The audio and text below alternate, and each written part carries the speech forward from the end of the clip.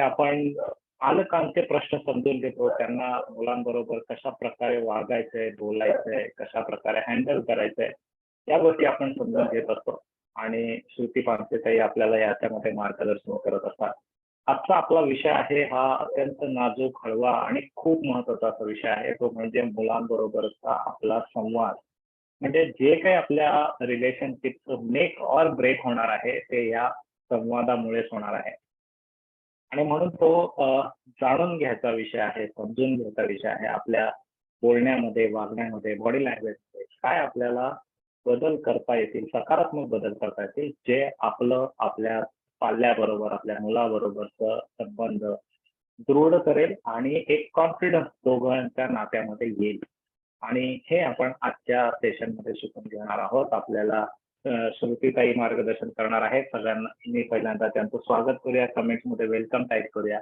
Welcome, welcome श्रुतीताई. Comment मध्ये welcome असं टाईप करा.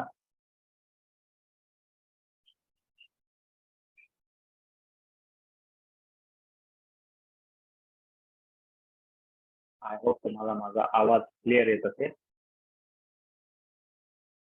आणि तोपर्यंत मी एक थोडक्यात ओळख करून देतो श्रुतीताईंची. त्या आपल्याला गेल्या आय थिंक 4 महिन्यांपासून मार्गदर्शन करत आहेत वेगवेगळ्या विषयांमध्ये. पॅरेंटिंग स्मार्ट सिरीज मध्ये आपण दर महिन्याला एक टॉपिक घेतो आणि त्या टॉपिकवर त्या मार्गदर्शन करतात. त्यांचं शिक्षण MA मराठी झालेलं आहे आणि मेंदू आणि शिक्षणशास्त्र या विषयामध्ये त्यांची PhD झालेली आहे. ब्रेन अँड बिहेवियर कोर्सेस या अक्रोड नावाचा एक कोर्समध्ये ते मुलांच्या वयोगटानुसार मेंदूचं कार्य समजून घेण्यासाठी तसेच अभ्यास करण्यासाठी या कोर्सची त्यांनी निर्मिती केलेली आहे. महाराष्ट्रातल्या विविध वर्तमानपत्रांमध्ये त्यांचे अनेक लेख मला येतात, जसे की मेंदूची मैत्री, मस्ती की पाठशाला, कोको नवा डोकं, असे अनेक लेख मला येऊन गेलेले आहेत. आणि अनेक पुस्तकही त्यांनी लिहिलेली आहेत. थोडीशी नव्हे तर तब्बल 21 पुस्तकांचं लेखन त्यांनी केलेलं आहे.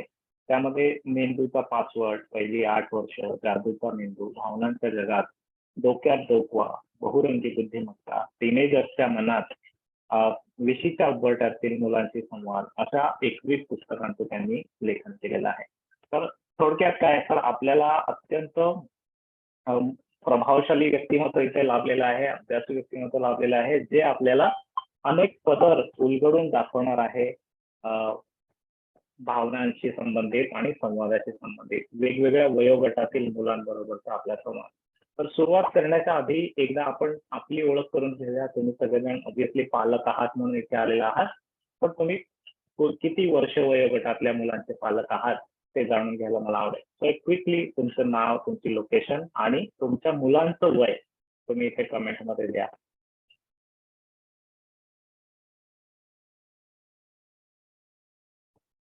तुमचं नाव, लोकेशन आणि मुलांचं वय.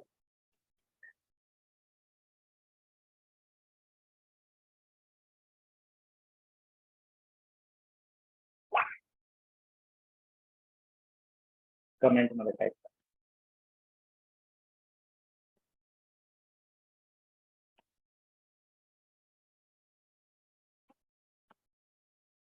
एकाच कमेंट मध्ये 3 गोष्टी लिहा म्हणजे आम्हाला कळेल.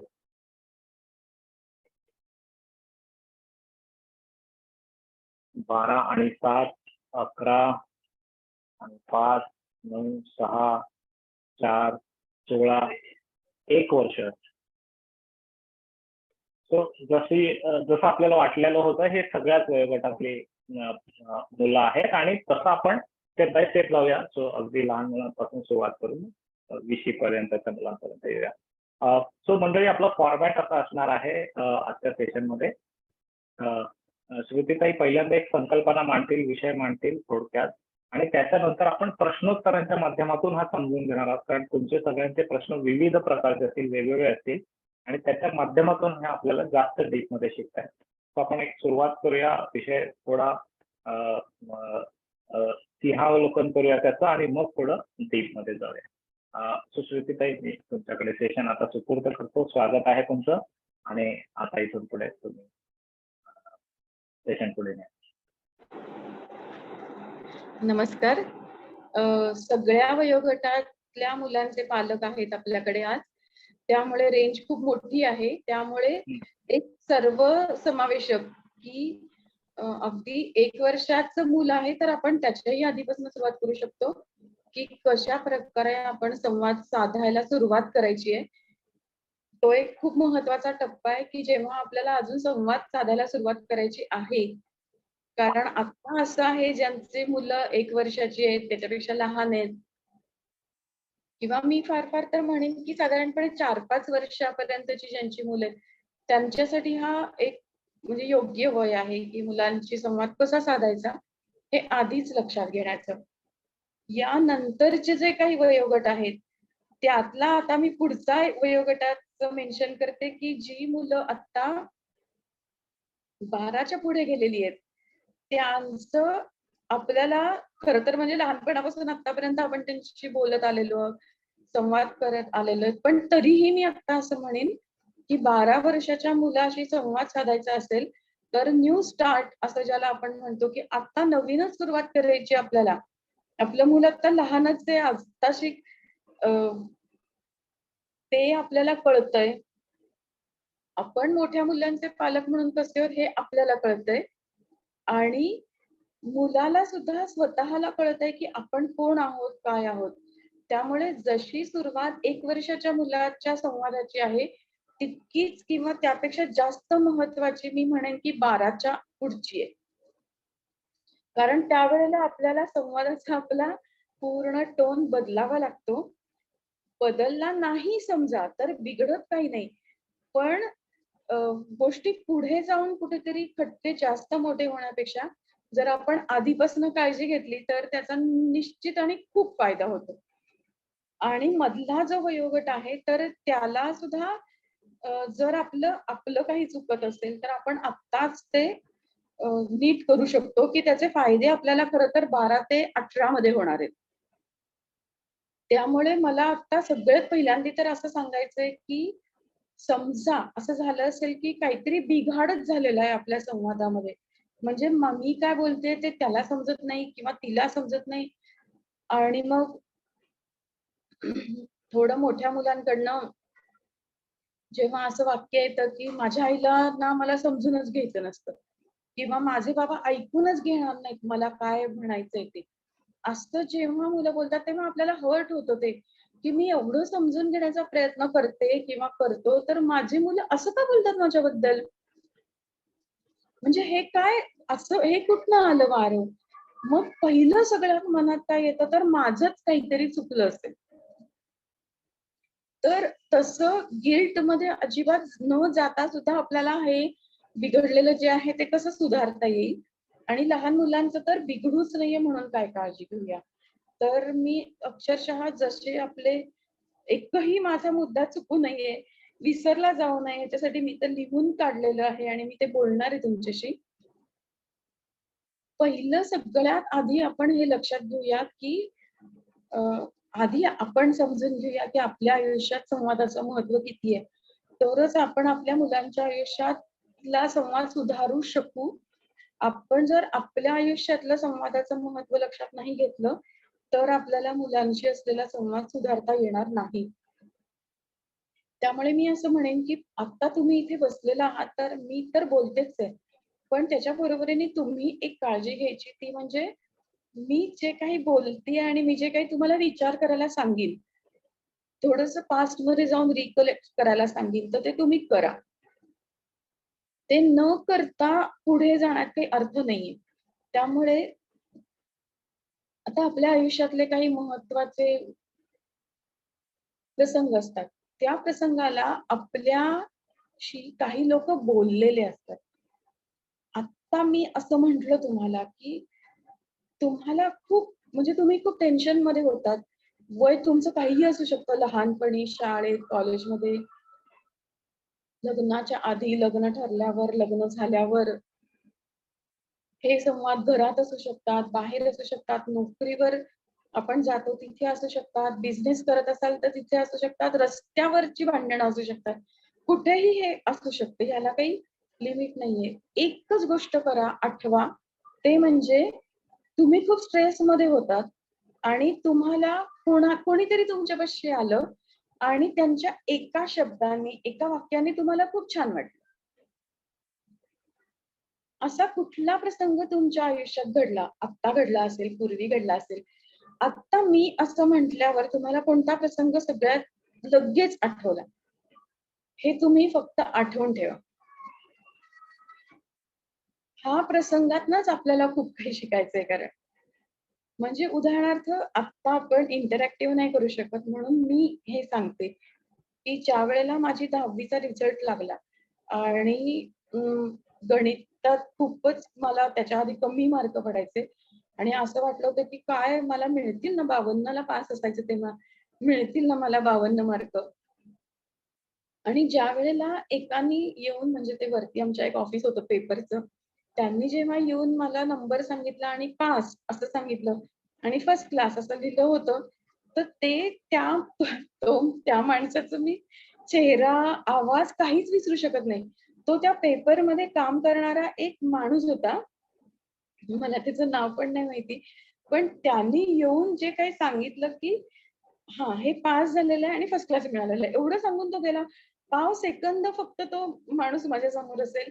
पण मी एवढ्या मोठ्या स्ट्रेसमधनं बाहेर आले होते तेव्हा 10वीत असताना, की आज सुद्धा तेवढा तो संवाद माझ्या लक्षात आहे. किंवा समजा आपल्या घरी कोणाचा तरी मृत्यू होतो. त्यावेळेला खूप जण आपल्याकडे येतात. काही जण फॉर्मॅलिटी म्हणून येतात, काही जण खरंच म्हणून येतात, काही जण नातं निभवायचं म्हणून येतात. पण त्यातलं कोणीतरी असं असतं, की जे आपल्या जवळ येतं आणि काहीतरी एखादं वाक्य, एखादा शब्द असं बोलतो, की आपण ते विसरू नाही शकत. त्यामुळे आनंदाच्या प्रसंगात, दुःखाच्या प्रसंगात, कोणत्याही प्रसंगात हा संवादच फार महत्वाचा असतो. आता आठवायला गेलं तर तुम्हाला कितीतरी संवाद आठवायला पाहिजेत. चांगले, वाईट, तुमचे अपमान करणारे, तुम्हाला खचवणारे किंवा तुम्हाला बूस्ट करणारे. तुम्ही जेव्हा खूप अडचणीत होतात तेव्हा पटकन धीर देणारे, की त्यांनी काही मदत केली नसेल तरी चालतं. पण नुसता धीर दिला, की "नाही हे तू करू शकशील, काय त्याच्यात? काही नाहीये विशेष." आणि आपल्याला एकदम असं पॉझिटिव्ह आपण झालो आणि मग आपल्याला सुचायला लागतं, की अरे हा प्रॉब्लेम आहे आणि हा असा सॉल्व्ह केला तर होईल. पण ते धीर देणारा कुठलातरी एखादा शब्द असतो, तो फोनवर असतो एखाद्या वेळेला, कसाही असू शकतो. पण संवाद ही खूप मोठी शक्ती आहे. आणि त्याच्यापेक्षा अजून मायन्यूटमध्ये जायचं असेल, तर संवादापेक्षा शब्द.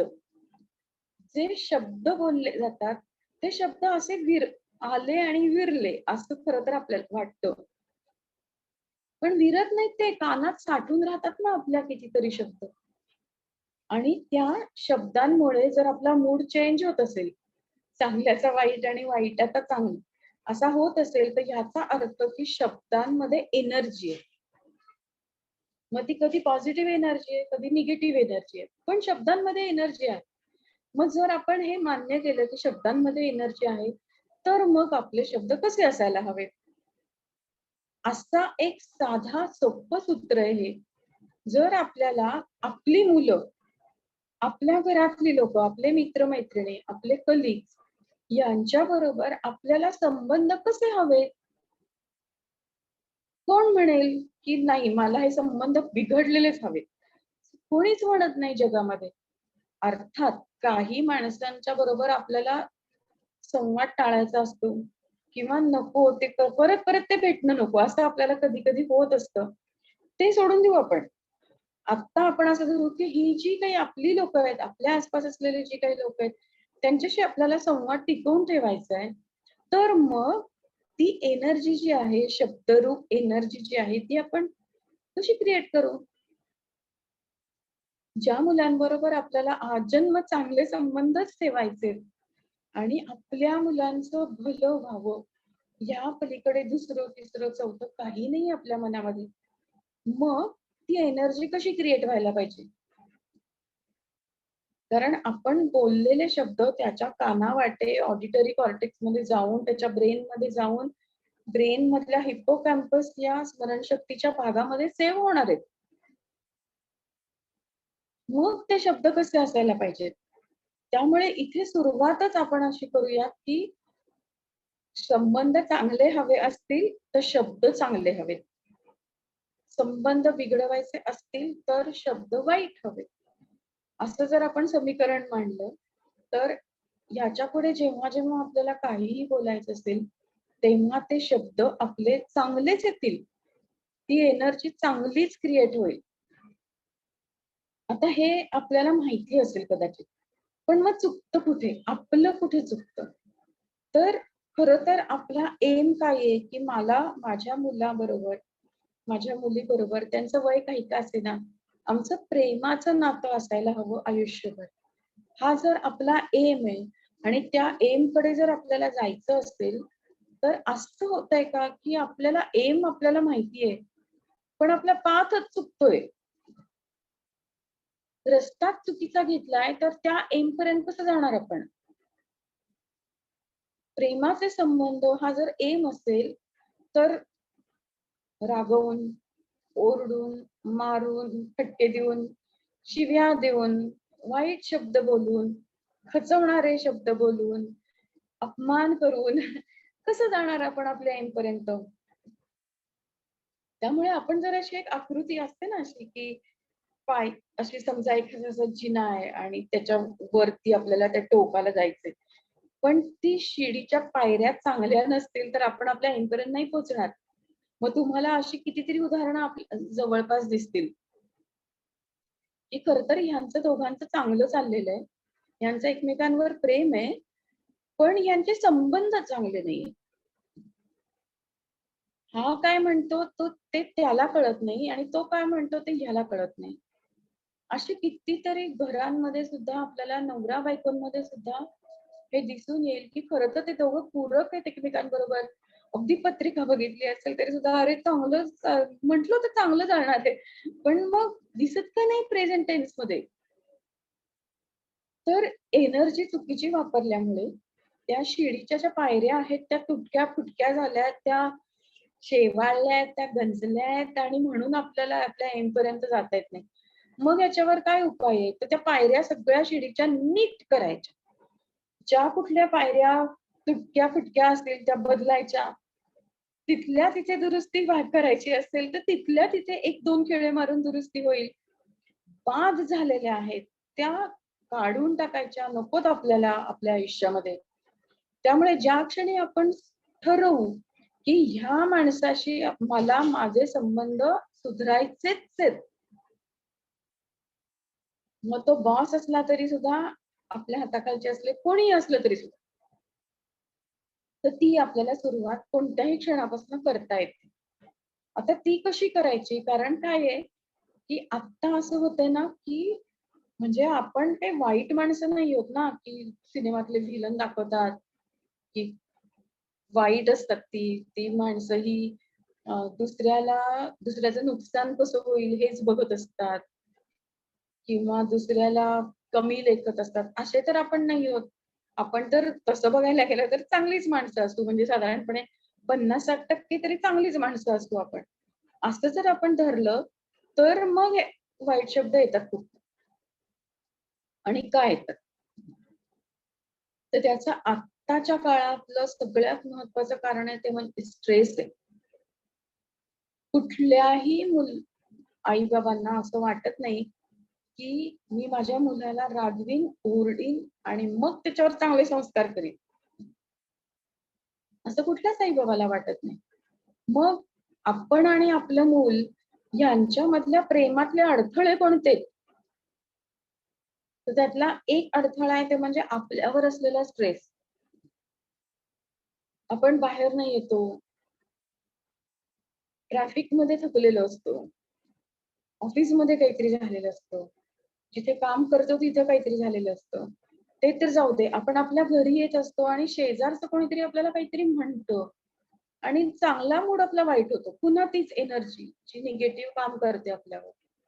तर हे सगळे विचारात घेऊन पहिला आपल्याला आपला स्ट्रेस कमी करायला पाहिजे. तो होण्यासारखा नसेल, तर व्यवसायातला दुसरा कुठला स्ट्रेस असेल, आपली स्वतःची काही असतील प्रॉब्लेम्स, तर दाराच्या बाहेर येतानाच, घरात येतानाच जर आपण असं ठरवलं, की तो स्ट्रेस बाजूला राहिला. आता मला इथं जे काही मला करायचं ते माझ्या मुलांबरोबर माझ्या फॅमिली बरोबर मी पॉझिटिव्ह एनर्जीचेच शब्द वापरणार. 3 शब्द आहेत हे, की मी पॉझिटिव्ह एनर्जीचे शब्द हा जो एक शब्दसमूह आहे. तुम्ही घरात येताना जसं चपला बाहेर आपण काढून घरात येतो आणि म्हणजे चपला बाहेर काढतो आणि आत येतो, तर त्याच वेळेला जर पॉझिटिव्ह एनर्जीचे शब्द असं जर आपण आपल्या मनाशी ठोकलं तर खूप परिणाम होतो. हा अगदी साधा सोपा मार्ग आहे. पण याची सवय नाहीये आपल्याला. पण जर एक 2-4 दिवस जर आपण हे केलं, तर आपण येतानाच नीट येऊ, आनंदाने येऊ. आता समजा अडचण अडचण नंबर 2 कुठे? की आपण हे ठरवलं, की मी आजपासून हे नाही वापरणार, निगेटिव्ह शब्द नाही वापरणार. पण घरातच मोठा कालवा सुरू आहे. घरात आरडाओरडा सुरू आहे. कुठलातरी भयंकर प्रसंग घरात घडलेला आहे आणि केओस चालू आहे, नुसता गोंधळ, की अशा वेळेला मला आरडाओरडा केल्याशिवाय ती घरातली परिस्थिती हाताळताच येणार नाही. ती घरातली सगळी माणसं शांतच होणार नाहीयेत. अशी पण परिस्थिती असते, खूपदा असते. त्यामुळे जर अशा वेळेला काय करायचं? तर पुन्हा आपली एनर्जी डबल करावी लागेल, ट्रिपल करावी लागेल. तेव्हा आपण हे जे सगळे आता आरडाओरडा करतायत घरामध्ये त्यांना शांत करू शकू. जनरली आपलं चुकतं कुठे, की समजा आपली मुलं ओरडत असतील किंवा दुसरं कोणी ओरडत असेल, तर आपण त्याच्यापेक्षा वर आवाज काढतो आणि आपल्याला वाटतं, की आपल्या आवाजाला घाबरून त्यांनी शांत बसावं. तर ही चूक नंबर 1 आहे. कारण काय होतं, की मुलं लहान असेपर्यंत तुम्ही आवाज चढलात, की ते बिचारे एवढूसे होऊन जातात आणि त्यांना वाटतं, की खरंच हा माणूस जो आहे आपल्या समोरचा म्हणजे आपली आई असेल, बाबा असेल, हा एवढा मोठा उंच माणूस, शक्तिमान आपल्यापेक्षा हा आपल्याला ओरडतोय म्हणजे आपण शांतच बसायला पाहिजे. त्यामुळे सुरुवातीला मुलं शांतच बसणार आहेत. पण जसजशी ती मोठी होतात आणि चतुर होतात, तसतसं आई किंवा बाबा ओरडले, तर पूर्वीच्या पिढीतल्या मुलांसारखी ती शांत नाही बसत. तर ती अजून वर आवाज चढवतात आणि मग पूर्ण परिस्थिती हाताच्या बाहेर जाते. जसं मी मगाशी सुरुवातीला म्हटलं, 12 वर्षाच्या पुढच्या मुलांशी बोलण्याची जी काही एक पद्धत आहे आपली, ती आपल्याला न्यू स्टार्ट आता जे असेल ते असेल, पूर्वीचं आता नाही. त्यामुळे जेव्हा केओस सुरू असेल, गोंधळ सुरू असेल, हाणामारी सुरू असेल 2 मुलांची घरामध्ये, त्यावेळेला सगळ्यात पहिली गोष्ट म्हणजे प्रचंड हळू आवाजात बोलायचं. इतक्या हळू आवाजात, की त्यांना स्वतःचा आवाज बंद करून ते विचारतील, की "काय म्हणताय तुम्ही? हे काय म्हणतेयस आई तू?" हे त्यांनी विचारलं पाहिजे. इतक्या हळू आवाजात बोला. ॲक्टिंग आहे ही. सुरुवातीला करावी लागेल कदाचित. पण ह्यामुळे काय होईल, की ते जे काही घरातलं टेम्परेचर आहे वाढलेलं, ते झटक्यात आधी कमी होईल. तर परिस्थिती आपल्या नियंत्रणात खाली येईल, परिस्थिती आपल्या हातात येईल. हे नाही केलं तर कसं होईल? सगळ्यांनीच आवाज चढवले आणि जनरली घरामध्ये तेच घडतं. सगळेजण आवाज चढवतात आणि सगळ्यांनी आवाज चढवला, की कोण कोणाशी काय बोलतंय हे काहीही कळत नाही आपल्याला. आणि आपल्या शेजारच्या पाजारच्यांना एवढंच कळतं, की यांच्या घरात भांडणं सुरू आहेत, की जे आपल्याला मोठी माणसं पालक म्हणून टाळायचं असतं. त्यामुळे सुरुवातच अशी पहिलं मी सांगितलं ते, की घरात येतानाच पॉझिटिव्ह एनर्जीचे शब्द. दुसरं घरातली परिस्थिती जर आपल्याला नियंत्रणात आणायची असेल, तर आपला आवाज एकदम लो टोन, एकदम कमी, एकदम कमी, एकदम कमी. तर ते सगळं आपापलं विसरून थांबतील आणि बघतील, की काय म्हणतायत ते आपले आई किंवा बाबा. त्यामुळे अ, तिथे आपल्याला लक्ष देण्याची गरज आहे. आता इथे जो एक मुद्दा आहे ना, की वरवर वाटणारे हानिकारक संवाद कोणते? तर खूप आहेत. म्हणजे त्या संवादांना खरं तर ते शब्दांची एक यादीच करायला पाहिजे, की कोणते शब्द आपण निगेटिव्ह आहेत आणि ते नाही म्हणजे नाही उच्चारले पाहिजेत. परिस्थिती कोणती का असेना, परिस्थिती जी काही आहे, ती कशी हँडल करायची, ते एकदा आपण ठरवलं, की आपल्याला हानिकारक शब्द आपल्या मनात कधीच येणार नाहीत.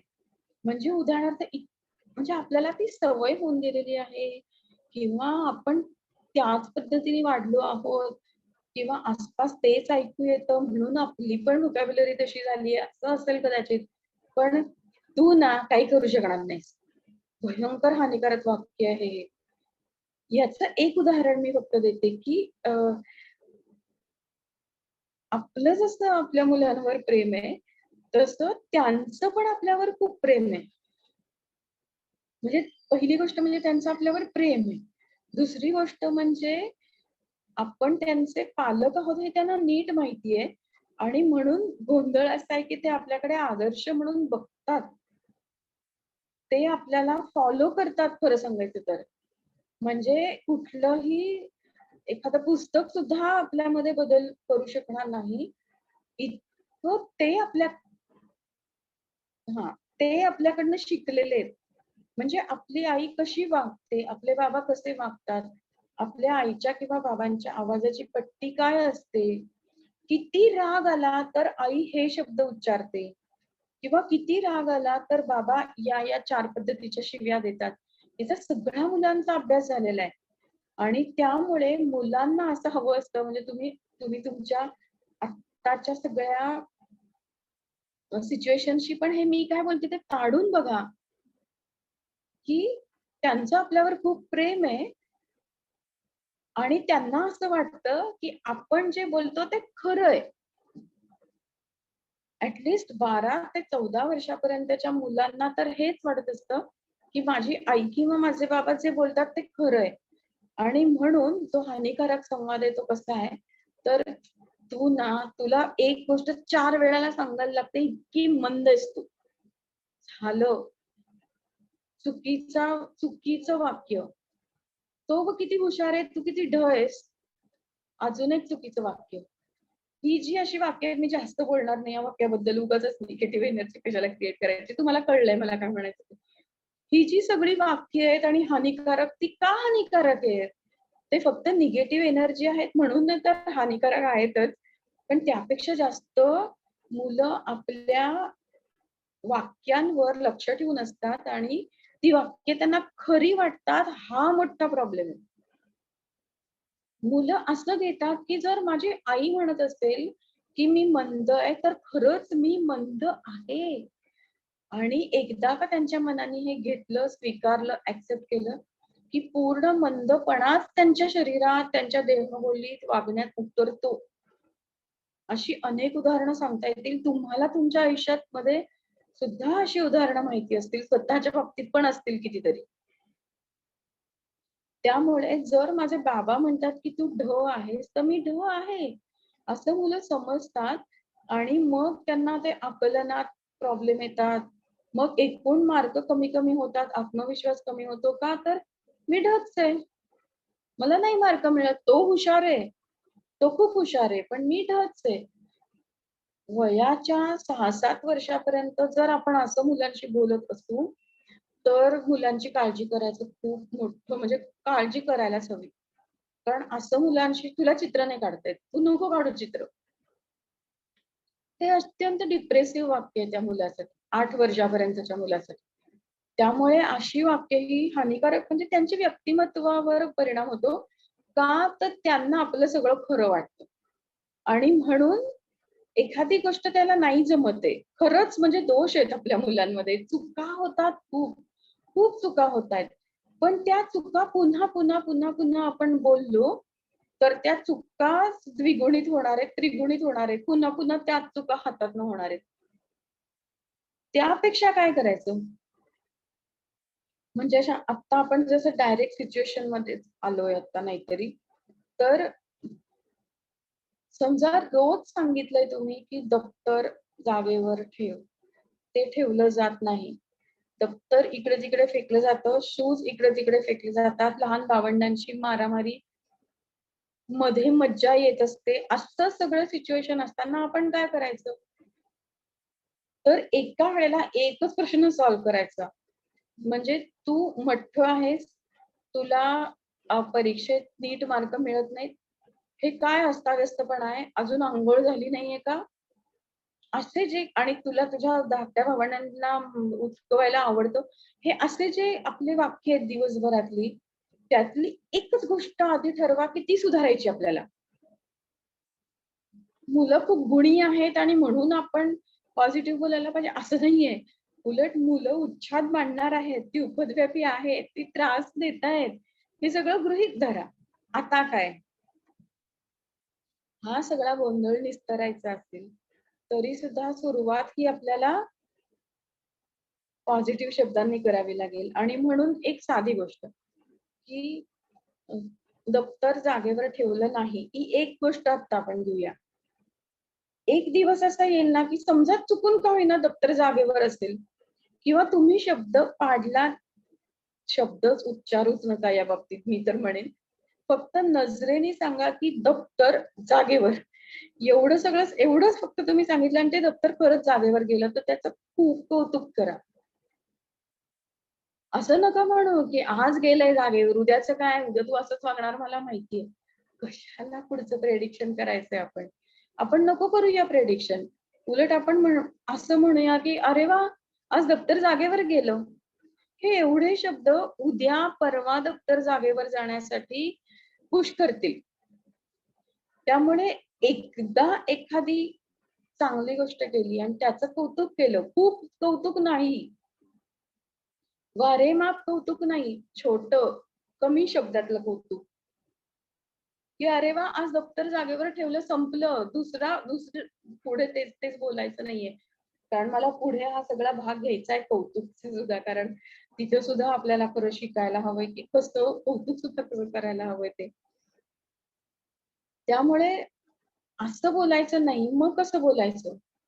म्हणजे आता समजा दप्तर जागेवर बेसिकली ना, पुढची जी मुलं आहेत सगळी 12 ते 16च्या पुढची, नाही. खरं तर सगळीच म्हणजे 4च्या पुढची सगळीच जी मुलं आहेत, त्या सगळ्या मुलांना खूप, खूप, खूप बोलत राहण्यापेक्षा कमीत कमी संवाद साधावा. याचं कारण काय आहे, की रोज आपण जर त्याच सूचना देत असू, की दप्तर जागेवर ठेव, नीट जेवून घे, चावून-चावून खा, लक्ष कुठे आहे? मोबाईल मिळणार नाही. अशी जी काही रोजची वाक्य आहेत, की तुम्ही एकदा मोजा, की ती किती वेळा बोलली जातात. अभ्यासाला बस. अभ्यास करताना इकडे-तिकडे बघू नको, भांडू नको, ओरडू नको. हे जी काही आपली रोजची वाक्य आहेत, ही किती वेळा बोलली जातात. म्हणजे अक्षरशः संख्यात्मक म्हणते मी. 4 वेळा, 5 वेळा, 10 वेळा. आता रोज समजा 5 वेळा मूल ते वाक्य ऐकत असेल आणि तरीही सुधारणा होत नसतील, तर ह्याचं सोल्युशन काय आहे? आपण साध्य काय करतोय याच्यातनं? तुमची शक्ती संपतीये. याच्या पलीकडे तिकडं काही परिणामच घडत नाहीये. तिकडे दप्तर जागेवर जातच नाहीये. मग त्याचा उपयोग काय आहे? तुम्ही बोलून 5-10 वेळा बोलून अभ्यासाला बस. अरे, अभ्यासाला बस. अर्धा तास सांगते तुला अभ्यासाला बस. तो अभ्यासाला बसला, तू नाही बसला. हे सगळी जी वाक्य आहेत, ही वाक्य बोलून, बोलून, बोलून इतकी घासून गुळगुळीत झालीत, की मुलांना माहिती तुम्ही काय बोलणार आहात. तुमचा फक्त चेहरा दिसला, तरी सुद्धा त्या मुलांना माहितीये, की तुम्हाला काय बोलायचंय, कसं बोलायचंय, कोणत्या टोनमध्ये तुम्ही बोलणार आहात. तुम्ही साधी हाक मारली तुमच्या मुलाला किंवा मुलीला, तर त्या हाकेवरनं सुद्धा त्यांना कळतं, की आता आईचा मूड काय आहे, आता बाबांचा मूड काय आहे, हे त्याला कळतंय. तिला कळतंय ते. आणि म्हणून तुमच्या त्या 5, 6, 10 रोजच्या वाक्यांचा काही उपयोग नाहीये. फक्त तुमचं रक्त आटतंय, तुमची शक्ती आटते आणि तुम्हाला वाटतंय, इतका वेळ सांगितलं तरी याला कळत नाही. हा ऐकतच नाही. मग काय करायचं? 5 वेळाच्या जागी एकदा सांगून बघाल, अभ्यासाला बस. एकदा सांगाल, बसला उशीर होतोय, शाळेला उशीर होतोय, काका खाली येऊन थांबतील, 8 वाजलेत. सगळं त्याला माहिती सगळी वाक्य त्या मुलांच्या पाठ झालेली आहेत. मग काय करायचं अशाला? ती वाक्य बोलायची नाहीत किंवा बोलायची असतील तर एकदाच बोलायची. हे पहिलं आपल्याला जमतंय का ते बघूया. मुलाचं वय काहीही असू दे, मुलांचं, मुलींचं वय काहीही असू दे. जी वाक्य आपण 5 वेळा बोलणार आहोत, ती एकदाच बोलायची उद्यापासून असं ठरवलं तर जमेल का? आणि एकदा बोलून झाल्यावर जबाबदारी तुझी. म्हणजे काका खाली येऊन थांबलेले आहेत, बसवाले काका आणि तुला आता 8 वाजलेत, 8:30 वाजेपर्यंत म्हणजे ज्या मुलांना घड्याळ कळत नाही आता. ती बालवाडीतल्या मुलांना सुद्धा आपण असं सांगू शकतो, एकदाच शांतपणे गोड आवाजात घड्याळ वरती भिंतीवर नाही, खाली तेच घड्याळ जे भिंतीवर घड्याळ लावलंय, तेच घड्याळ खाली घ्या. त्या मुलांना बालवाडीतल्या सुद्धा मुलांना समोर बसवून सांगा, की हे बघ, हा मोठा काटा इथे आता 12 वर आहे. तो जेव्हा हा मोठा काटा जो आहे, तो जेव्हा 6 वर येईल, तेव्हा आपल्याला तयार राहायचंय आणि खाली उतरायला लागायचंय. का? तर आपली शाळा या अमुक-अमुक हा छोटा काटा आणि हा मोठा काटा अमुक-अमुक ठिकाणी असताना आपली शाळा आहे. त्याच्यासाठी आपल्याला आत्ता मोठा काटा 6 वर असताना निघायचंय आणि आत्ता मोठा काटा 12 वर आहे. तर मग आपल्याला या वेळात काय करावं लागेल? हा माझा स्वतःचा प्रयोग आहे, की बालवाडीतल्या मुलांना सुद्धा कळतं, की मोठा काटा 6 वर यायच्या आधी आपल्याला आवरायचंय. मग आरडा-ओरडा, घाई गडबड करण्यापेक्षा त्या वेळेशी एक छोटीशी स्पर्धा लावून बघूया का? की अरे हां, झालं 5 मिनिटं. हां, म्हणजे आता हा मोठा काटा 2 वर आला, मग त्याच्यात हे झालं. मग मोठा काटा 3 वर आला, अरे मग त्याच्यात हे झालं. अशा पद्धतीने केलं तर तुमची पहिली एनर्जी वाचेल. पहिली गोष्ट म्हणजे इथे तुमचा स्ट्रेस वाचणार आहे. दिवसाची सुरुवात जर चांगली झाली, तर पुढे दिवस चांगला जाईल. हे मी सांगितलं बालवाडीतल्या मुलांच्या बद्दल. मोठ्या मुलांना आपण घड्याळ सांगू शकतो आणि त्याही पेक्षाची मोठी मुलं आहेत 5वी च्या पुढची साधारणपणे, की ज्यांनी आता जबाबदारी घ्यायला हवी, की आपल्याला 8:30, 9:30 जे काही असेल त्याच्या आधी आपल्याला तयार राहायचंय. तर एखादा दिवस असा होऊन जाऊ दे, की शाळेला उशीर झालाय. त्यानंतर जे काही शिक्षा होईल ती होऊ देत एक वेळेला. कारण तोपर्यंत जर आपण तिथपर्यंत त्या स्टेकला नेलं नाही, तर फक्त तुमचं रक्त आटणार आहे आणि मुलांना सवय नाही, ते नाहीच लागणार आहे. मुलांना अशी सवय लागते ह्याच्यातनं, की आईचं जणू काही आहे काहीतरी. कारण का तर ती वेळ वगैरे तिला पाळायची. आपला काही संबंधच नाहीये इथे. त्यामुळे 8:30 ला जायचंय आपल्याला खाली. आई सगळं सकाळी 5 ला उठून सगळं करतीये आणि मुलं 8:15 ला आपलं बॅट बॉल खेळत असतात कितीतरी घरांमध्ये. कारण त्यांना काही वेळेशी पडलेलंच नसतं. जर मुलांना आयुष्यभर पुढे वेळ पाळायची असेल, तर ती बालवाडीच्या वयापासून त्यांना समजेल अशा भाषेत आपण सांगूच शकतो. 4थी-5वी नंतरच्या मुलांना ही जबाबदारी कळली पाहिजे, की आपली शाळा आहे, आपल्याला पनिशमेंट होईल किंवा आपले बस किंवा व्हॅन, रिक्षा निघून जातील किंवा आपल्याला चालत जायला उशीर होईल. ही जबाबदारी 5वी च्या पुढची मुलं घेऊ शकतात. त्यामुळे हातात दप्तर आणून ठेव, डबा दप्तरात ठेव किंवा जाईपर्यंत शूज बाहेर काढून ठेव. असं 4थी-5वी च्या पुढे नाही करायचं आपण. आपण त्यांना रात्री ही सगळी तयारी करून ठेवायची सवय आपण आपलं तयारी करून ठेवायची. म्हणजे जर आपल्याला सकाळी कुठे जायचं असेल, तर आपण साधारण काय तयारी करतो? ती सगळी तयारी जेव्हा आपण करतो, तेव्हा मुलं साहजिकच विचारतात, की "हे तू इथं का आणून ठेवलंय?" तर उद्या मला सकाळी लवकर जायचंय, म्हणून मी ही सगळी तयारी आत्ता करून ठेवली आहे. असं 4-5 दिवस बघितलं, की मुलं पण आपलं करतील. हे तर बालवाडीपासून सुद्धा करतात मुलं, की आपला युनिफॉर्म आपण काढून ठेवायचा, आपले शूज आपण काढून ठेवायचे. हे होऊ शकतं. ह्याच्यामध्ये काही अवघड गोष्ट नाहीये. 2 मुलं असली असतील, तर खरं तर सोपी आहे गोष्ट, की एकाला सांगितलं की दुसरा ऐकतो. जर असं नसेल आणि बरोबर विरुद्ध करायचं, अशी पण टेंडन्सी असते काही घरांमध्ये. त्यामुळे तसं असेल तर त्याचाही एक प्रकारे आपल्याला फायदा करून घेता येऊ शकतो, की जो मुलगा 12 वर्षाचा आहे, तो समजा न ऐकण्याची शक्यता जास्त आहे 7 वर्षाच्या मुलापेक्षा. त्यामुळे 7 वर्षाच्या मुलाने आवरलं. सगळी तयारी झालेली आहे आदल्या दिवशी. हे जर आपण 3 वेळा, 2 वेळा एवढं एक कौतुक केलं, तर 12 वर्षाच्या मुलाला वेगळं सांगायची गरज नाही. ते आपोआप होणार आहे. त्यामुळे अशा पद्धतीने जर आपण घरातल्या सगळ्या सिच्युएशन्स हँडल करू शकलो, अनेकदा काय होतं, आपण म्हणजे आता हे मी लहान मुलांच्या बाबतीत बोलते जास्त 4थीच्या खाली, की वेळेचं गणित किंवा ज्याला आपण एक मॅनेजमेंट म्हणतो, की एक दिवसाचा एक आपला एक ताल असतो, की सकाळी इथून इथपर्यंत अमुक एक गोष्ट करायची, इथून इथपर्यंत अमुक ते आपण आपल्या मनाशी बोलतो, की "अरे बापरे 7 वाजले, अजून माझं हे नाही झालं. आता 15 मिनिटामध्ये मी अमुक एक करून येईन." तर हे तोंडी आपण मनात बोलतो ना, ते मोठ्यांनी बोला. मोठ्यांनी म्हणजे ओरडून नाही. थोडंसं मुलांना आवाज ऐकू जाईल एवढ्याच्यात. म्हणजे मुलांना हे लक्षात येईल, की या घड्याळाशी आपल्या कामाचा, आपल्या आईच्या कामाचा काहीतरी संबंध दिसतोय. मग मुलं पण म्हणायला लागतात, की 2 वाजले, मला झोपायचंय, 4 वाजले, मला उठायचंय. ही त्यांची पण भाषा होते, आपली ऐकून होते. इथे आपल्याला कुठलेही वेगळे एफर्ट्स घ्यावे लागत नाहीत. जे मनात बोलतोय ते मोठ्याने बोलायचे फक्त. म्हणजे तो ताळमेळ आणि मॅनेजमेंट मुलांना आपोआप कळून येतो. खरं तर आपण बोलायचीच गरज पडत नाही. कारण ब्रेनचं कामच आहे, की अनुकरण करणं. ब्रेन कोणत्याही वेळेला अनुकरणच करत असतं. आणि त्यामुळे जे काही आपले आई-बाबा करतात, ते मुलं आपोआपच आत्मसात करतात. त्याच्यासाठी वेगळं काही करावं लागत नाही. पण जर आपण खूप स्ट्रेसमध्ये असू आणि आपल्याला काही सुधरत नसेल, तर मात्र आधी स्वतःवर काम करायला पाहिजे. इथे मला या विषयाशी संबंधित नाहीये, पण तरी पण एक मला मुद्दा सांगायचा आहे, कारण मला हे नेहमी लक्षात येतं, की खूपशा पालकांना आपल्याकडे लक्ष द्यायला हवंय हे कळत नाही किंवा त्यांना तेवढा वेळच नसतो. खूप आया किंवा बाबा मला कन्सल्टन्सी करत असताना असं सांगतात, की माझीच खूप चिड होते. मग माझ्या मुलांची माझ्यावर चिड होणारच. तर आपली चिड का होते? ह्याची कारणं जर आपण शोधली आणि तिथे जर आपण थोडीशी स्वतःवरच आपण एक छोटीशी ट्रीटमेंट आपलीच करायची. आपल्याला कोणाकडे जायचं नाही.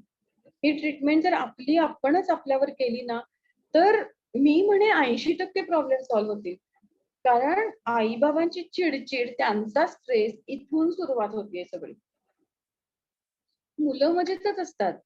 मुलांना आपल्याला वळण लावण्यासाठी आपण आधी शारीरिक, मानसिक, भावनिकदृष्ट्या सक्षम असू, तरच आपण नीट आपली कामं करू. आणि आपण आपली कामं नीट करू, तेव्हाच तर मुलं आपल्या अनुकरणातनं शिकतील ना, नाहीतर ती कशी शिकतील? त्यामुळे मला तो जो मुद्दा सांगायचा आहे सगळ्यांना अगदी घरातलं समजून असं सांगायचंय, की चिडचिडेची कारणं शोधून काढा एकदा. अनेकदा आपल्या हातात नसतं स्ट्रेस किंवा या गोष्टी दुसऱ्यांनी आपल्याशी कसं वागायचं, हे नसतं आपल्या हातामध्ये.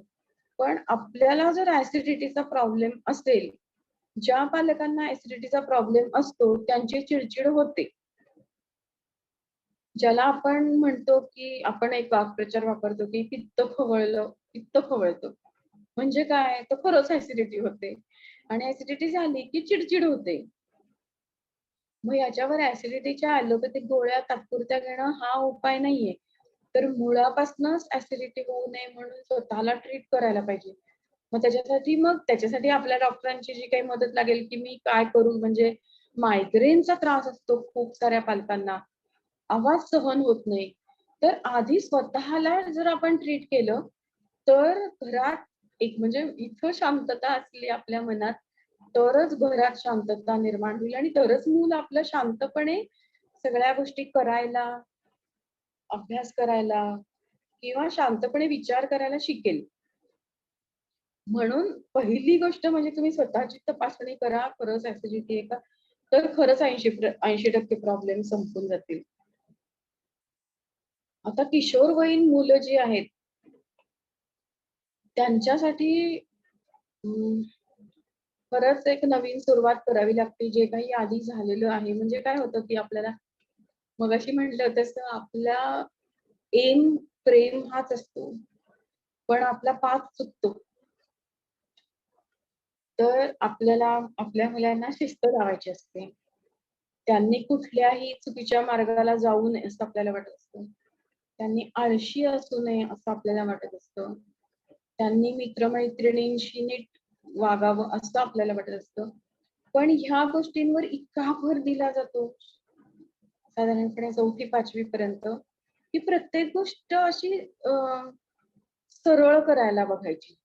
की अशी एवढीशी वाकडी झाली, की आपण ती ठाकून-ठुकून सरळ करायची. मग त्याच्यासाठी रागवायचं, ओरडायचं, मारायचं. मग काय होतं, की जशी मुलं 6वी-7वी च्या पलीकडे जातात, तसं त्यांना असं वाटतं, की ही मला सारखीच ओरडते. माझी चूक नसताना पण मला बोलणी खावी लागतात. असं जेव्हा मुलांच्याकडनं एक वाक्य जरी आलं एकदा, तरी सुद्धा तिथे सतर्क होण्याची गरज आहे, की नाही असं नाहीये, की मी कायम तुला बोलणीच देत असते असं नाहीये. पण आपल्या बोलण्यात तुम्ही म्हणाल सारखं मी तुम्हालाच तपासायला सांगतेय, पण खरं तसंच तेच गरजेचं आहे, की आपल्या एकूण दिवसभरात आपण मुलांशी काय बोलतो, काय संवाद साधतो. सकाळी उठल्यापासून रात्री झोपेपर्यंत काय असतं साधारण आपले शब्द काय असतात, आपण काय बोलतो, किती वेळा तेच तेच बोलतो. हे जर एकदा असं नीट असं जरा डोळे मिटून आणलं ना डोळ्यासमोर, तर असं लक्षात येईल की 80% वेळेला रागवतोय आणि 20% वेळेला छान बोलतोय. तर हे प्रमाण चुकतंय. 80% वेळेला हट्ट पुरवलेच जातायत. 80% वेळेला मान्यच केल्या जातात गोष्टी आणि 20% वेळेला उगाचच खोटं-खोटं ओरडलं जातंय. तरी प्रमाण चुकतंय. तर हे प्रमाण कसं पाहिजे मग? की ज्या वेळेला ज्या गोष्टी दुरुस्त करायच्या म्हणजे करायच्याच आहेत. सूट नाही द्यायची आहे मुलांना कुठल्याही बाबतीमध्ये. दुरुस्त करायलाच पालक असतात. त्यामुळे ज्या गोष्टी दुरुस्त करायच्या आहेत, त्या एका वाक्यात सांगितल्या गेल्या, की ते प्रमाण मग होतं साधारणपणे 20% ते 30%. पण प्रेमाच्या वाक्यांचं प्रमाण जर 60% ते 70% असेल, तर दुरुस्त करण्याचे 20% ते 30% कधी निघून जातील कळणार पण नाही. पण हे जर प्रमाण उलटं असेल, तर मग घरात प्रॉब्लेम निर्माण होतात आणि मुलं जशी-जशी वाढत्या वयाची होतात, तसतसे प्रॉब्लेम कमी नाही होत, वाढतात. ह्याच्याबद्दलचं एक संशोधन असं आहे, की मुलं जशी टीनेज कडनं पुढे जातात, तसं त्यांच्या ब्रेन मधला फ्रंटल लोब हा जो इथला अवयव आहे, तो डेव्हलप व्हायला सुरुवात होते. आणि तो अवयवाची मागणीच ही असते, की आता तू मोठा झालायस किंवा आता तू मोठी झाली आहेस. त्यामुळे जरी आपल्याला आपली मुलं लहान वाटत असतील 12 ते 16 पर्यंतची, तरी सुद्धा त्यांना तो फ्रंटल लोब आपणच सांगतोय ना, की तू आता मोठा झालायस. म्हणजे तू अडल्टहूडकडे खरं तर मुलांची वाटचाल असते. पण आता काय आहे, अडल्टहूडची जबाबदारी घ्यायची आहे ना मुलांना. 18 वर्षानंतर त्यांचं पूर्ण चित्र बदलणार आहे. मग त्याची तयारी मेंदू 12-13 वर्षापासून सुरू करतो. आणि ती अशी सुरू करतो, की आता तू मोठा झालायस किंवा तू मोठी झाली आहेस. मग कॉन्फ्लिक्ट्स तिथे तयार होतात, की आपण तर मोठे आहोत आणि मुलं पण मोठीच समजतात स्वतःला. मग तिथे प्रॉब्लेम निर्माण होतो.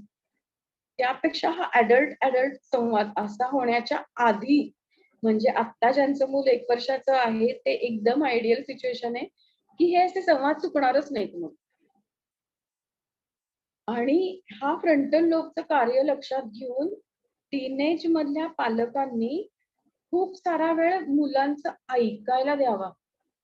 कारण मुलांना असं वाटतं या वयातल्या, की हे आई-बाबांना समजणारच नाही किंवा आपल्या मुलांशी खूप छान संवाद आहे समजा. अगदी खूप प्रेमाचे संबंध आहेत आपले एकमेकांशी. पण नेमकं काय होतं ना 6वी-7वी नंतर ते ज्याला आपण म्हणतो, की शिंग फुटायला सुरुवात होते. तिथे त्यांचा जो मित्र-मित्रांचा किंवा मैत्रिणींचा, मित्र-मैत्रिणींचा ग्रुप आहे, त्यांच्यात संवाद असे सुरू होतात, की "हे तू आईला सांगितलंस तुझ्या?" किंवा "ही काय बाबांना सांगायची गोष्ट आहे का?" किंवा "हे सगळं घरी नसतं सांगायचं." असं फ्रेंड सर्कल मधनंच येतं आणि मग बोलता-बोलता आपली मुलं थांबतात, की "नाही, नाही, हे नाहीये मला तुला सांगायचं." त्यामुळे जरी आधीच्या काळात आई-बाबांचे खूप छान संवाद असतील, तरी सुद्धा इथं ह्या एका गोष्टीमुळे ते बिघडतात किंवा बिघडायला लागतात. पण इथेच आपण सुधारलं, की तिथे आपण म्हणजे पालकत्व थोडंसं बाजूला ठेवून थोडंसं मैत्रीच्या वातावरणात सांग की काय होतंय पण? मला सांगितलं मी नाही कोणाला सांगणार आणि तुझ्या मित्र-मैत्रिणींना तर अजिबात नाही सांगणार. असं थोडंसं आपण गोडीत घेतलं तर पुढचं एखाद दुसरं वर्ष मुलं अजून सांगतील. त्यानंतर ते नाहीच सांगणार आहेत. म्हणजे फारच कमी गोष्टी येतील. पण त्या कमी गोष्टी ज्या येतील ना त्या म्हणजे आवश्यक गोष्टी तुमच्यापर्यंत येतील. कारण खरं सांगायचं तर 9वी ते 12वी हा जो वयोगट आहे किंवा आपण म्हणू खरं 7वी पासून सुरुवात, तर तो ना खूप असा घसरडा, निसरडा असा सगळा तो वयोगट आहे. आणि त्या वयोगटात आपल्याला म्हणजे मुलांना खरं तर आपली गरज जास्त असते. पण ते आपली मदत मागायला येतीलच दरवेळेला असं नाहीये. ते त्यांचे प्रॉब्लेम सॉल्व्ह करायला बघतात आणि इथे थोडंसं चुका होण्याची शक्यता असते. त्यामुळे एकदा आपण मुलांना एक 16 पर्यंत नेऊन ठेवलं, की चुका चुका म्हणजे घरातल्या वागण्याच्या चुका नाहीत हां. समाजात ज्या चुका होतात मुला-मुलींच्याकडनं 16व्या वर्षी किंवा मी म्हणेन की खोटं बोलणं असेल किंवा सायकलला धडक बसलीये पण घरी नाही सांगायचं. कारण का आता घरी ओरडतात. मग घरी ओरडतात हीच जर सवय आपण लावून ठेवली असेल, तर मग मुलं सायकलला धडक बसली हे सांगणारच नाहीत ना घरी. किंवा वर्गात असे छोटी-छोटी कुठेतरी अफेअर सुरू होतात. पण आपण जर ओपनली मुलांना सांगितलं, की "काय झाले का तुमच्या वर्गात अफेअर सुरू?" अशी सुरुवात आपणच जर केली, तर मुलं बोलकी होऊन सांगतील तरी. पण आपण जर असा एक दरारा निर्माण करून ठेवला घरामध्ये, की असलं काही आपल्या घरात चालणार नाही. असं म्हटलं, तर मग मुलांना कळतं, की हे आपल्या घरात चालणार नाही म्हणजे हे यांना सांगायचं नाहीये. करायचं का नाही ह्या गोष्ट ते त्यांचे ठरवतील ते डिसिजन. सांगायचं नाहीये घरामध्ये हे पहिलं येतं त्यांच्या मनामध्ये. त्यामुळे आपण शक्य तितक्या लहान वयापासून ओपन संवाद ठेवला, काही चूक झाली तरी चालेल, पण मला सांग. असा संवाद ठेवला, चूक सुधारूया आपण, अ, शिक्षा नाही करायची त्यावेळेला. असं जर आपण थोडंसं ठरवलं तर संवादात काही प्रॉब्लेम येणार नाही. पण एकच परत एकदा हे एक वाक्य मी परत एकदा सांगते, की 7वीच्या पुढे म्हणजे टीनेजच्या पुढे आपल्याला मुलांनी काही गोष्टी अवघड ज्या गोष्टी आहेत, त्या मुलांनी आपल्याला येऊन विश्वासाने सांगाव्यात, असं जर वाटत असेल, तर लहानपणापासून संवाद साधायला सुरुवात करा. रागावणं, चिडणं, फटके देणं, नकारात्मक बोलणं हे कमी केलं. एवढंच करायचंय आपल्याला, सोपं आहे. एवढं जर आपण इथे कमी केलं आणि योग्य ठिकाणी कौतुक, योग्य ठिकाणी प्रोत्साहन आणि जिथे मेजर चुका होतात, तिथे 1 ते 2 वाक्यात अटप्त घेणं, एवढं जर आपण सूत्र पाळलं, तर मुलांशी संवाद आपला खूप काळपर्यंत टिकून राहील.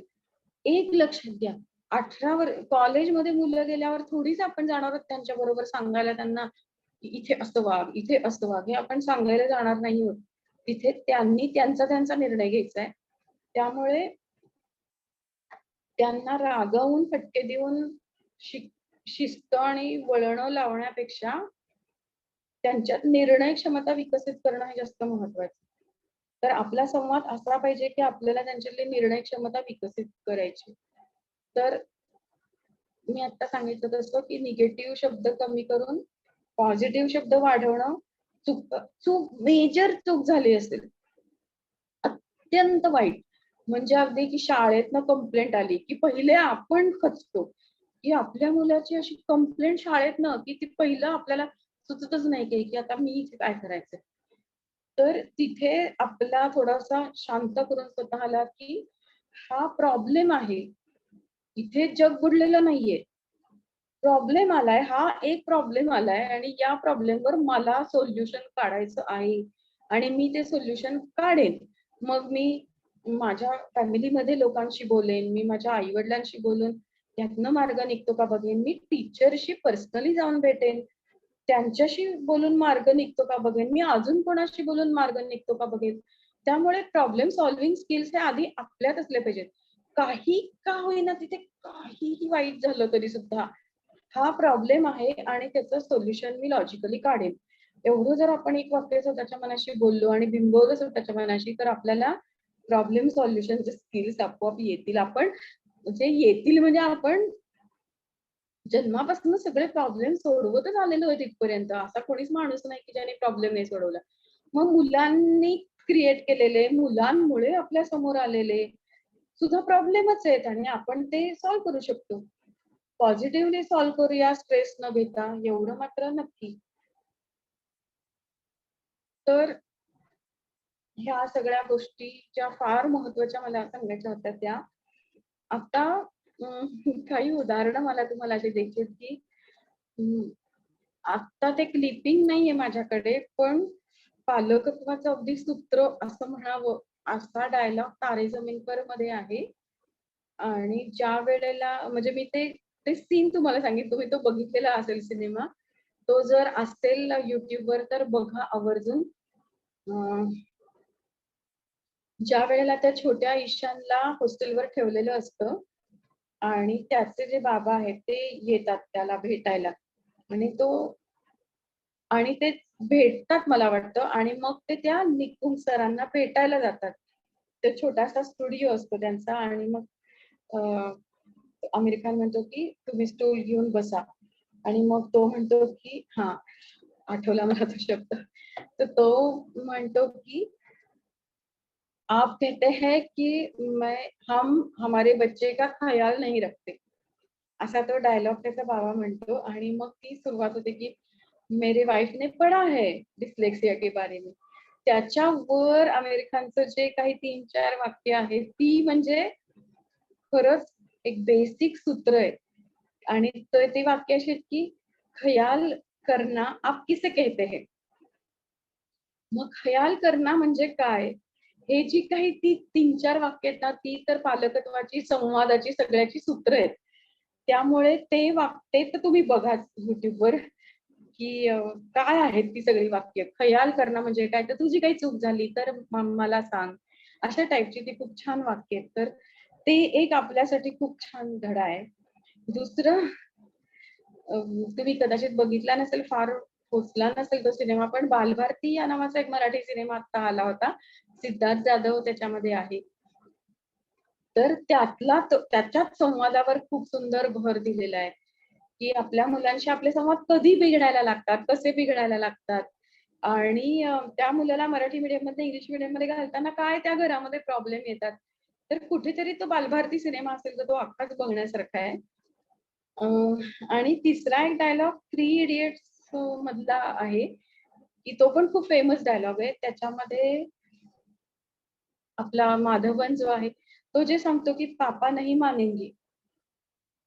तर इतका तो स्टबर्ननेस त्या म्हणजे आता इथे तुम्हाला आठवत असेल, तर त्याचे जे वडील आहेत, त्या फरहानचे, ते काही वाईट नाहीयेत. त्यांना फक्त एवढंच वाटतं, की आपल्या मुलाने इंजिनिअर व्हावं आणि म्हणून जसं त्याच्यामध्ये आहे, की एसी बसवून दिला. आपल्याला नाही घेतला, पण त्याला एसी दिला. का तर त्यांनी शांतपणे अभ्यास करावा.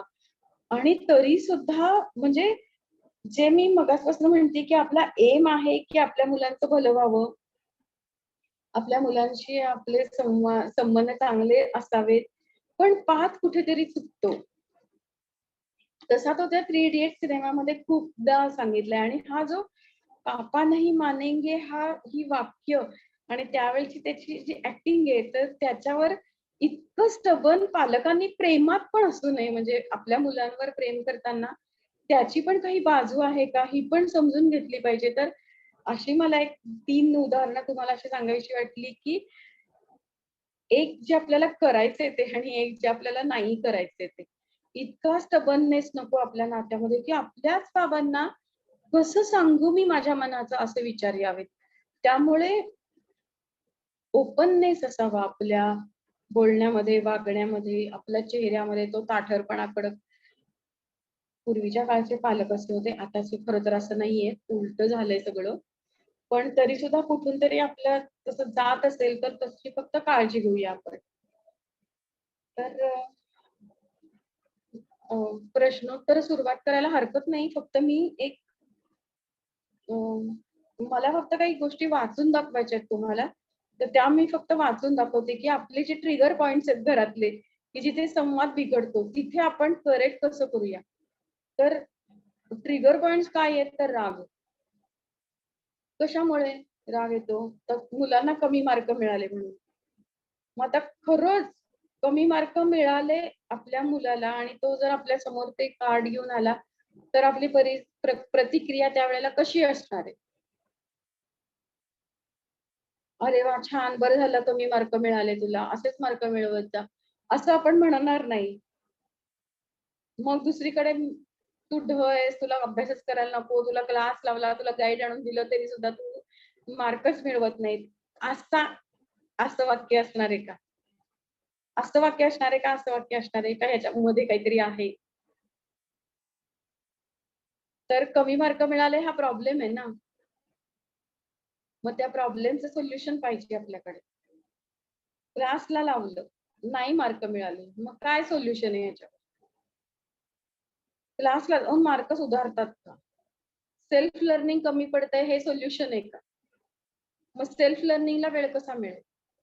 अशा पद्धतीने कमी मार्क मिळाले तर हे जी सिच्युएशन आहे ह्याला अशा प्रकारे आपण सामोरे जाऊ शकतो. घरात पसारा करून ठेवलाय.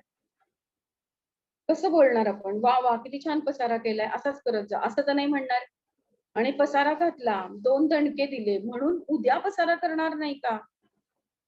मग काय करायचंय पसारा झाला तर? तिथे मध्यम मार्ग कसा काढणार आपण? आपण दोघं मिळून आवरूया. पसारा झालाय ते फोटो काढून ठेवा घरातले. चांगला दिसताय का? हा फोटो चांगला दिसतोय का आवरलेल्या घराचा फोटो चांगला दिसतोय? अशा पद्धतीने विचार करायला लावायचा आणि निर्णय क्षमता वाढवायची. वय कुठलं का असेना मुलाचं, 2 वर्षाच्या मुलं सुद्धा सुंदर पसारा करतात. आणि मॉन्टेसरी मॅडमनीच सांगितलेलं आहे, की जेव्हा आपण मुलांना खेळ देऊ, तर जेवढं खेळ काढण्यात त्यांना इंटरेस्ट असतो ना, तेवढाच त्यांना खेळ आवरण्यात पण असतो, पण आपल्यालाही माहीत नसतं. आपण आपले पसारा आवरत राहतो, मग मुलांना तीच सवय लागते. त्यापेक्षा आपण दोघे मिळून पसारा आवरूया. चांगलं व्यवस्थित आवरलेलं घर आणि पसाऱ्याचं घर यातला फरक बघूया आणि मग हे चांगलं का हे चांगलं असं हा मधला मार्ग कायम त्याच्यासाठी तुम्हाला स्ट्रेस नसला पाहिजे पण. चिडचिड झाली की तुम्हाला मधला मार्ग सुचणार नाही. म्हणून चिडचिड नाही झाली पाहिजे. समजा मुलं खोटं बोलली. खोटं बोलणं, का खोटं बोलले असतील? असा काय प्रॉब्लेम झाला की त्यांना मला नाही येऊन सांगावसं वाटलं? ह्याचा आपण विचार करूया. खोटं बोलणं हे कशाच्या संदर्भात झालंय? सेल्फ डिफेन्ससाठी खोटं बोलणं झालंय का अजून दुसरी काही कारणं आहेत त्याच्यासाठी? हे बघून खोटं बोलण्यावर 2 दणके देणं हा उपाय नाहीये. कारण त्याने मुलं अजून 4 खोटं बोलणार आहेत. खोटं बोलण्याची प्रवृत्ती कमी झाली पाहिजे, नष्ट झाली पाहिजे ॲक्चुअली. आता हा झाला रागाच्या संदर्भातला. दुसरा आहे मुद्दा तो आहे प्रेम. तर सांगितलेलं काम केलं, तर प्रेम व्यक्त करताना कसं करणार आहोत आपण? छान मार्क पडले भरपूर. 98% मार्क पडले. प्रेम कसं व्यक्त करणार आहोत? भयंकर मोठं महागाचं गिफ्ट आणून देऊन? हे तर कधीच नाही करायचं. एखादी चांगली गोष्ट केली तर त्याचं कौतुक करायचं. पण आजकाल जे सोशल मीडियामध्ये मुलांचं कौतुक दिसतं त्यांनी मुलांना कौतुक नाहीये ते. ते आपण आपल्याला क्रेडिट घेतोय सगळ्यात. वाईट आहे हे वाक्य. पण दिसतं खरं तसं, की त्यातनं मुलांच्या मेंदूवर काय परिणाम होणार आहे? त्यांच्या मनावर काय परिणाम होणार आहे? आज आपण त्याला 98% मार्क मिळाले म्हणून टाकलं सोशल मीडियावर, की माझ्या मुलाला इतके मार्क मिळाले. उद्या त्याला 40% मार्क पडले चुकून. काय करणार आहोत आपण?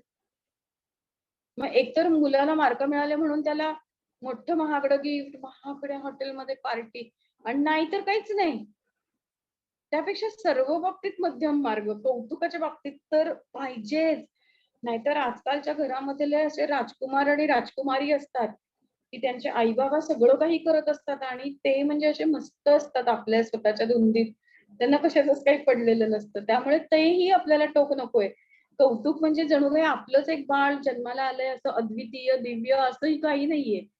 त्यामुळे फार कौतुक पण नको आणि फार शिक्षा पण नको. कायम मध्यम मार्ग आणि एम हा एकच, की त्याच्यातली निर्णय क्षमता मला डेव्हलप करायची. कारण मी तिला आयुष्यभर पुरणार नाहीये. तिचं तिला स्वतःला पुरवून घ्यावं लागणार आहे. मग 2 मार्ग असतील तर चांगला मार्ग कसा घेणार मुलं? ती निर्णय क्षमता आपण लहानपणापासून डेव्हलप करूया. हट्टीपणाला उत्तर. हट्टी मुलांच्या हट्टीपणाला उत्तर म्हणजे आपले पेशन्स वाढवणं असं आहे. त्यामुळे जी गोष्ट आपल्याला त्यांनी हट्टीपणा दाखवला म्हणून आपल्याला एखादी गोष्ट त्यांना नसेलच करून द्यायची तर नाहीच ती केली पाहिजे आपण. पण ह्याच्यासाठी शिक्षा, आरडाओरडा मारणं नाही, तर अत्यंत पेशंटली अनेकदा तेच सांगणं, की मी हे नाही करू शकत आणि लॉजिक पटवून देणं. इथे मुलं आपल्या पेशन्सची परीक्षा बघत असतात. की किती वेळा बाबा नाही म्हणतील, किती वेळेला आई नाही म्हणेल.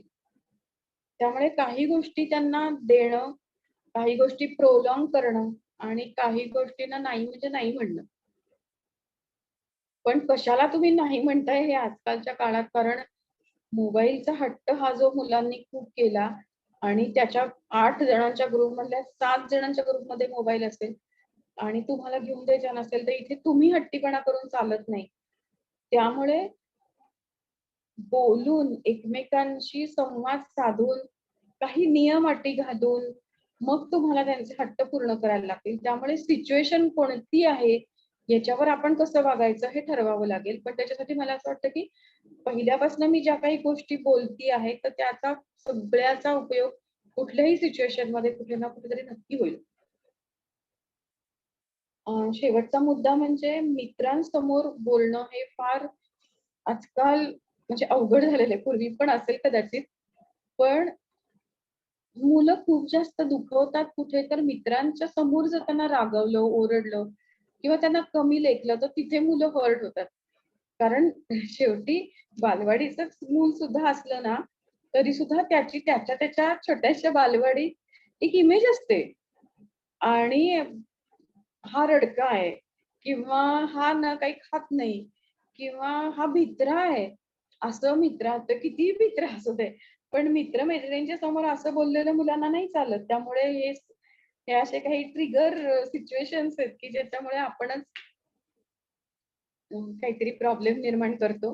पण समजा असं झालं म्हणजे आता आपण काय असे थोडीच आपण परीक्षेला बसलोय, की ही परीक्षा अशी द्यायची आणि आपल्या हातनं सुद्धा हे सगळं असं ऐकून आपण अगदी खूप छान प्रेमाने संवाद साधताना सुद्धा असं होऊच शकतं, की एक कधीतरी आपली पण सटकते किंवा आपण कधी-कधी प्रेमाचा ओव्हरफ्लो होतो. कितीही माहिती असलं तरी जर आपल्या मुलांवर नाही होणार प्रेमाचा ओव्हरफ्लो तर कुठे होणार?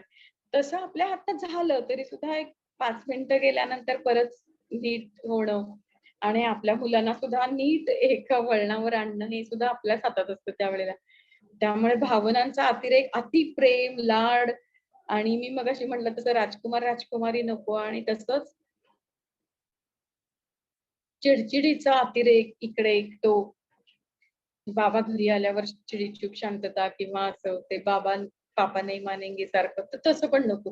त्यामुळे एक मध्यम मार्ग, पॉझिटिव्ह वातावरण, पॉझिटिव्ह शब्द असं असेल तर मला वाटतं, की अ, संवाद खूप छान साधता येईल आणि वय काहीही असलं आणि कितीही बिघडलेला संवाद असला तरी सुद्धा आपल्याला आत्ता या क्षणी आपण ठरवलं तर कोणाशीही असलेला संवाद आपल्याला सुधारता येऊ शकतो.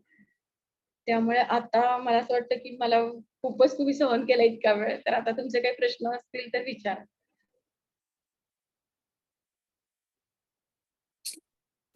Thank you madam. बऱ्याच गोष्टी छोट्या-छोट्या एवढ्या कळल्या. मला पर्सनली माझ्याबरोबर झालेल्या आणि मी करत असलेल्या बऱ्याचशा चुका याच्यात दिसल्या या सेशनमध्ये आणि आय एम हं. शुअर जे इथे आपल्याकडे अटेंडीज आहेत त्या सगळ्यांना पण बऱ्याच गोष्टी जाणवल्या असतील. सो मंडळी, give me a quick feedback. आत्तापर्यंतचं सेशन कसं वाटलं? व्हॅल्युएबल आहे का? आणि आता आपण तुमचे प्रश्न घेऊ कारण तुमचे प्रश्न जास्त महत्त्वाचे आहेत. तर ते पण आपण आता इथे जास्तीत जास्त प्रश्न ॲड्रेस करण्याचा प्रयत्न करूया. तुम्हाला चॅटमध्ये किंवा क्वेश्चन्स मध्ये टाइप करायचं आहे. तुम्हाला खाली ऑप्शन्स मध्ये दिसत असेल चॅट किंवा क्वेश्चन्स आणि प्रश्न विचारण्याच्या आधी give me a quick feedback की तुम्हाला हे सेशन चाललेलं कसं वाटतंय.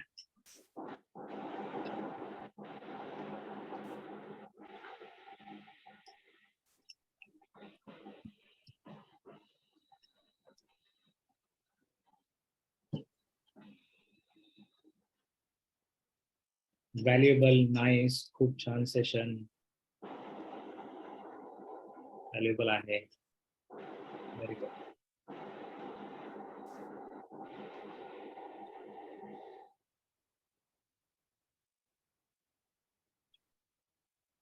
शुअर एक पालक म्हणून आपण बऱ्याच गोष्टी ज्या डिफॉल्ट करतो आपल्याला त्या मुलांच्या भल्यासाठी वाटतात पण तिथेच कुठेतरी आपली चूक होते असं मॅडमनी बऱ्याच उदाहरणांनी दाखवलं.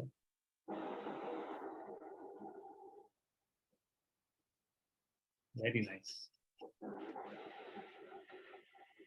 पूनम मॅडम म्हणतात की आम्ही हे सगळं इम्प्लिमेंट करू. ते खूप जास्त महत्वाचं आहे. जास्त महत्त्वाचं आहे. बरोबर. आपल्या चुका समजल्या. Very nice.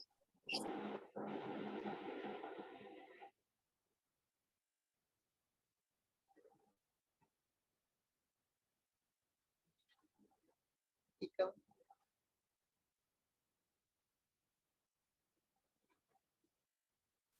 Eye opening session. बरोबर, माझ्यासाठी पण हे आय ओपनिंग आहे.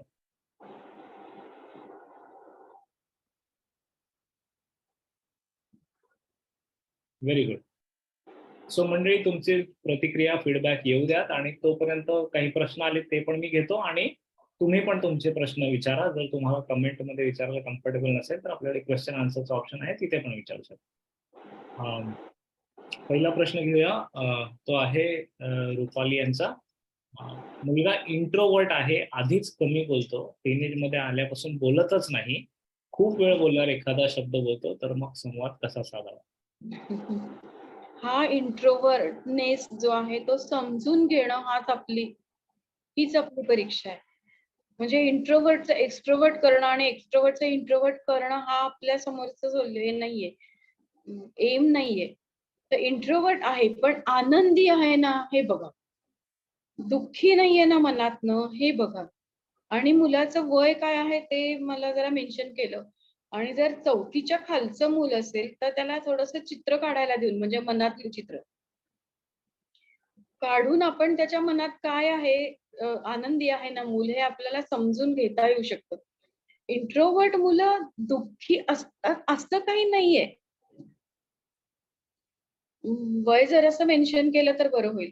कारण इंट्रोवर्ट माणसं म्हणजे काय, तर ती विचार जास्त करत असतात. आणि कदाचित असं असू शकतं की इंट्रोवर्ट मुलं ही कुठला तरी खूप महत्वाचे विचार करत असतात ते. म्हणजे म्हणजे हा शब्द कदाचित थोडा जास्त वाटेल तुम्हाला, पण तो नाहीये, की रिसर्च ओरिएंटेड मुलं अशी असू शकतात. काही मुलं लहानपणापासून फिलॉसॉफिकल पण असू शकतात. त्यामुळे इंट्रोव्हर्ट असण्याच्या फार वेगवेगळ्या त्याला आयाम आहेत खरं तर वेगवेगळे. जे मूल बोलत नाही त्याला बोलतं करणं आणि जे मूल खूप बोलतं त्याला असं नाहीये. मुलांना समजून घेणं हा त्याच्यावरचा पर्याय. फक्त एकच करा की दुःखी नाहीये ना एवढं बघा. Very good. तुम्हाला उत्तर मिळाल्यानंतर ते अपेक्षित होतं का ते पण आम्हाला कमेंट्स मध्ये सांगा. हो. म्हणजे तुम्हाला अपेक्षित उत्तर मिळालं का, सॅटिस्फॅक्टरी आन्सर मिळालं का ते? कारण हे इतकं त्रोटक एका वाक्यातला प्रश्न आहे ना, वास्तविक संपूर्णच म्हणजे बघायला पाहिजे. म्हणजे तुमच्यापैकी पण कोणीतरी इंट्रोव्हर्ट असेल समजा, म्हणजे तो अख्खा ते मूल असं एका वाक्यात वाचता नाही ना येणार मला इथे म्हणून. आपण प्रेमाने बोलून मूल जर उद्धटपणाने बोलत असेल तर कसं हँडल करावं? तर दुप्पट प्रेमाने बोलायची गरज आहे. आणि उद्धटपणा सहन नाही करणार हे पण सांगायची गरज आहे. पण ते सांगताना आपण खूप जास्त शांतपणे सांगायला लागतं. आपण पण ओरडून सांगितलं तर मग त्याचा शून्य परिणाम होणार. त्यामुळे प्रेमाने नका सांगू, शांतपणे आणि फर्मली सांगा. प्रेमाने नको. ओके. एक प्रश्न इथे आला.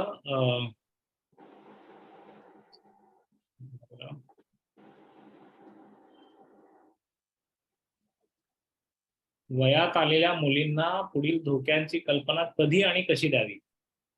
मुलींसाठी स्पेसिफिक. वयात आलेल्या मुलींनाच नाही, मुलांना पण द्यायला पाहिजे.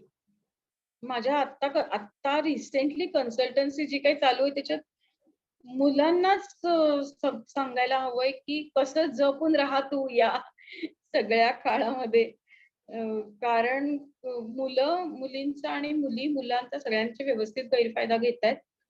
त्यामुळे मला तर मी तर मगाशी म्हटल्याप्रमाणे साधारणपणे 6वी-7वीतच हे सांगायला सुरुवात करायची की असं होऊ शकतं.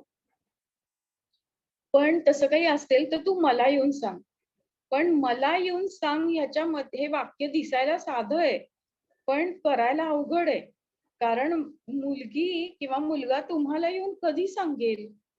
जर आपण जे सांगतोय ते आपल्या बाजूने आई आपली समजून घेईल किंवा आपले समजून घेतील, असा आजपर्यंत विश्वास जर मुलांना वाटला तरच मुलं ओपन अप होतील, नाहीतर ती नाही होणार. मग मुलं किंवा मुली आपल्याशी येऊन बोलत नाहीत, तर आपल्या आपल्या मित्रमैत्रिणींशी बोलतात. आणि ते आपल्याला नकोय.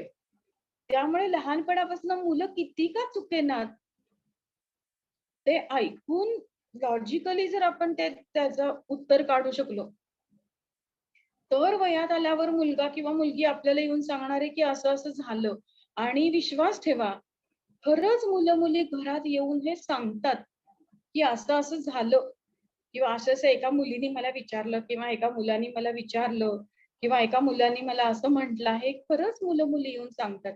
पण त्याच्यासाठी त्यांना तेवढा विश्वास आपल्याबद्दल वाटला पाहिजे. आणि ती सुरुवात 14व्या वर्षी करून नाही चालत. ती थोडी आधीच करावी लागते. खूप आधी करून कुठल्याही वयापासून म्हणजे आता उदाहरणार्थ समजा, मगाशी मी जसं म्हटलं, की समजा की सायकल ठोकली किंवा आपल्या हातनं काहीतरी झालं किंवा खूप महाग वस्तू शाळेत नेली आणि ती हरवली. सांगितलंच नाही घरी येऊन आई-बाबांना. का? तर ते रागावतील. तसं नाही करून चालणार. हरवलीये का? मग काय करूया? कुठे शोधली? इथपासनं आपण शांतपणे सुरुवात केली तर मुलांना असं दिसताना दिसतं, की आपल्या आईनी हा एवढा मोठा प्रश्न पण सॉल्व्ह केला शांतपणे. हे जेव्हा ते 10 वेळा बघतील तेव्हा 11व्यांदा ते आपल्याला येऊन सांगतील, की मला हे असा-असा एक मुलगा आवडला आणि मला ही मुलगी आवडली. आणि खरंच मुलं येऊन सांगतात. ज्या घरांमध्ये ओपननेस असतो तिथे येऊन सांगतात. पण समजा असं सांगितलं आणि तुम्ही एकदम भडका उडाला, तर तिथे उपयोग नाही. मग पुढच्या वेळेला नाही सांगणार. म्हणून लहानपणापासून ओपननेस वाटेल ते झालं तरी सुद्धा ऐकण्याची तयारी आणि प्रॉब्लेम सॉल्व्ह करण्याची तयारी पाहिजे आपली. म्हणजे आता मी हे सगळं तुम्हाला सांगतेय, हे मला एका दिवसात नाही जमलेलं. पण मला जमलंय हे मी नक्की सांगू शकते. असंही होतं ना, की मी एवढं हे करते तरी सुद्धा का समोरनं प्रतिसाद देत नाहीये? पण म्हणून कोणत्याही क्षणी अ, आपण बदलायचं नाही. म्हणजे आता ओरडतेच असं आपण नाही म्हणायचं कधी. ते ओरडून आपल्या हृदयाला, आपल्या मेंदूला जे काही परिणाम होणार आहेत ना, ते मुलांच्या पुढे गावी पण नसतात कारण. आपण ओरडणं म्हणजे आपल्यालाच नुकसान करून घेण्यासारखं आहे. त्यामुळे शांतपणे आणि प्रॉब्लेम सॉल्व्हिंग स्किल्स आपले डेव्हलप करायचेत. ह्या दृष्टीने जर आपण बघितलं, तर कुठलाही प्रॉब्लेम असा जगबुडीसारखा नाही वाटणार. हट्टी, रागीट आणि स्वमग्न मुलांना कसं वळण लावावं? इथे आपल्याला ना जर मुलं लहान असतील तर गोष्टी सांगून पण वळण लावता येतं. म्हणजे त्याच्यासाठी अनेक टेक्निक्स आहेत, की गोष्टी सांगू शकतो आपण. एका मुलाने खूप राग आला आणि मग त्यांनी काय केलं? अशा पद्धतीच्या गोष्टी रचून सांगू शकतो. त्याच्यानंतर घरामध्ये जर आपण असा एक स्माइली 2 स्माइली जर लावून 2 इमोजी जर लावून ठेवले, की एक स्माइली फेस आहे आणि एक अँग्री फेस आहे. आणि आज दिवसभरामध्ये जर खूप चिडचिड आणि रागीटपणा मुलाने केला असेल, तर त्या स्माइली फेसवर जर आपण अशा स्माइली फेसच्या खाली असं टिक मार्क्स करून ठेवले तर आणि मोजले, की हे बघ इतक्या वेळेला तू आज चिडलास. पण मग स्माइलिंग कधी होतास तू? तर एकदा होता, दोनदा होता. मग उद्या आपल्याला हे बदलायचंय ना. असं करत-करत ते समोर जर स्माइली इमोजीस असतील समोर, तर मुलांना पटकन कळेल, की आत्ता माझा फेस कसा आहे? असा आहे का? असा आहे. मग असा नकोय मला, असा हवाय. ह्याच्यातनं सुद्धा हट्टीपणा आणि रागीटपणा कमी होईल थोडा. आणि आपल्यासाठी सुद्धा आहे तो. आपण पण बघत जाऊया, की आता आपला फेस स्मायलिंग आहे, अँग्री आहे, स्ट्रेसफुल आहे, काय आहे? Okay. How to start conversation with 16-year age boy? All the situation you told is same. There is no good dialogue between us. हं. आत्ता 16व्या वर्षी सुरू करायचं असेल, तर पहिलं म्हणजे तुम्ही घरी काहीच करू नका. कुठेतरी बाहेर जा. कुठेही जा, शांत ठिकाणी संध्याकाळनंतर शक्यतो आणि अं, अं, अं, त्यांनी त्याच्या आणि तुम्ही तुमच्या आवडीचं खाणं मागवा. जर आहे, मी तुम्हाला खर्चिक गोष्ट सांगतेय, पण किंवा अगदी उसाचा रस प्यायला जा. तिथे गप्पा काय मारायच्या आहेत, तर मी 16 वर्षाचा असताना स्वतःचे गोडवे गायचे नाहीयेत. तर मला 16व्या वर्षी किती प्रॉब्लेम आले होते आणि ते प्रॉब्लेमचं माझे अजूनही सुटले नाहीयेत, असं म्हणा.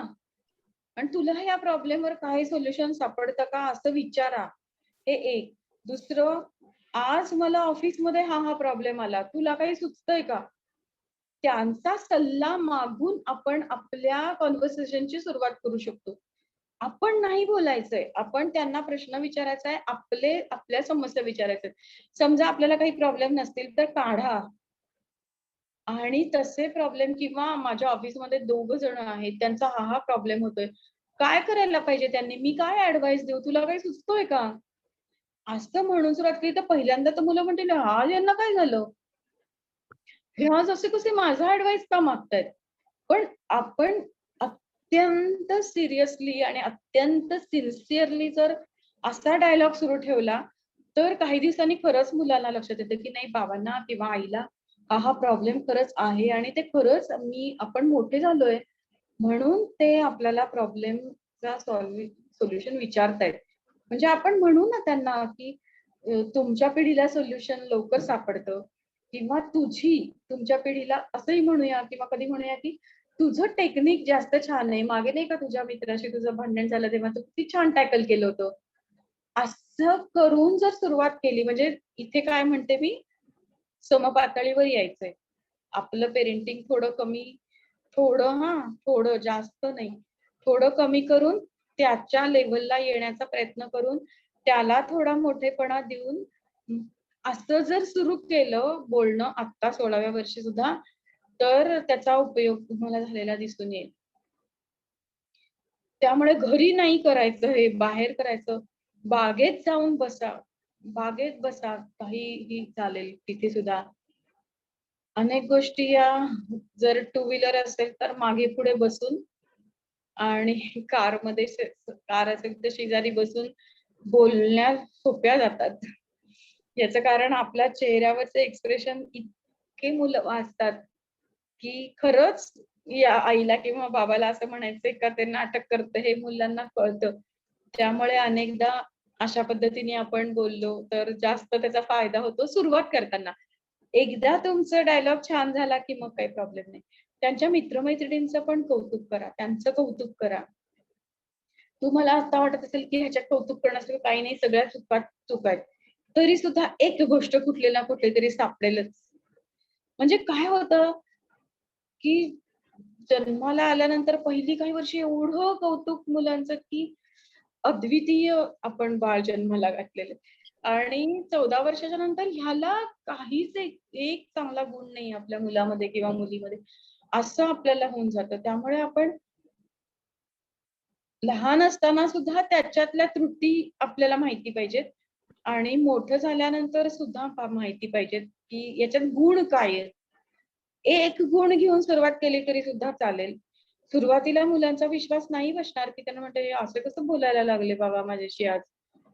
पण आपण कंटिन्यू ठेवलं 2दा, 3दा, 4दा, 5दा तर मग 7व्या, 8व्यांदा तरी ते विश्वास बसेल, की नाही, नाही माझे बाबा ना पूर्वी जरा वेगळे वागायचे, पण आता त्यांच्या स्वभावात चांगला बदल घडून येतोय. असं मुलं म्हटली तरी चालतील. पण करायची सुरुवात 16व्या वर्षी सुद्धा. गुड. एक प्रश्न इथे आलेला आहे. तसे बरेच प्रश्न आलेत, पण आता मी ते समअप करतोय कारण काही प्रश्न सारखे आहेत. माझी मुलगी सगळ्या गोष्टी करते, पण स्टडी करायला रेडी होत नाही.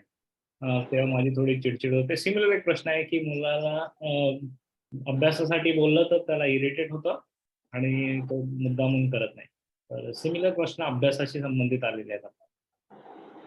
अभ्यासाशी संबंधित प्रश्नांमध्ये एक गोष्ट अशी आहे, की आपण समजून घेण्याची गोष्ट अशी आहे, की आजचा अभ्यास हा खूप अवघड असतो बऱ्याचदा. मुलांना मजा वाटेनाशी होते अभ्यास करताना. अजिबात अभ्यासाची गोडी लागावी असं वातावरण शाळेत नसतं, वर्गात नसतं, घरात नसतं. आणि त्यामुळे हे आपल्यासाठी नाहीये हा अभ्यास. हा आई म्हणते म्हणून, बाबा म्हणतात म्हणून, टीचर म्हणतात म्हणून आणि पनिशमेंट होऊ नये म्हणून करण्याची गोष्ट आहे. असं मुलांना वाटतं आणि म्हणून मुळात अभ्यासाची गोडीच राहिलेली नाहीये. म्हणजे मागे एक छोटासा मी ज्या ज्या शाळांमध्ये पूर्वी मी जायची लेक्चर द्यायला, ते प्रत्येक शाळेत जवळपास मी विचारलं होतं, की तुमच्या वर्गामध्ये अशी किती मुलं आहेत, की त्यांना अभ्यास करायला आवडतो? तर प्रामाणिकपणे मला प्रत्येक याला अपवाद पण नाहीये. प्रत्येक शिक्षकाने असं उदाहरण दिलं, की 40 मुलांचा वर्ग असेल, तर 4 ते 5 मुलं अशी असतात, की ज्यांना अभ्यास करायला मनापासून आवडतो. बाकीचे जे सगळेजण आहेत, ते करायचा म्हणून करतात आणि शिक्षा होऊ नये म्हणून करतात.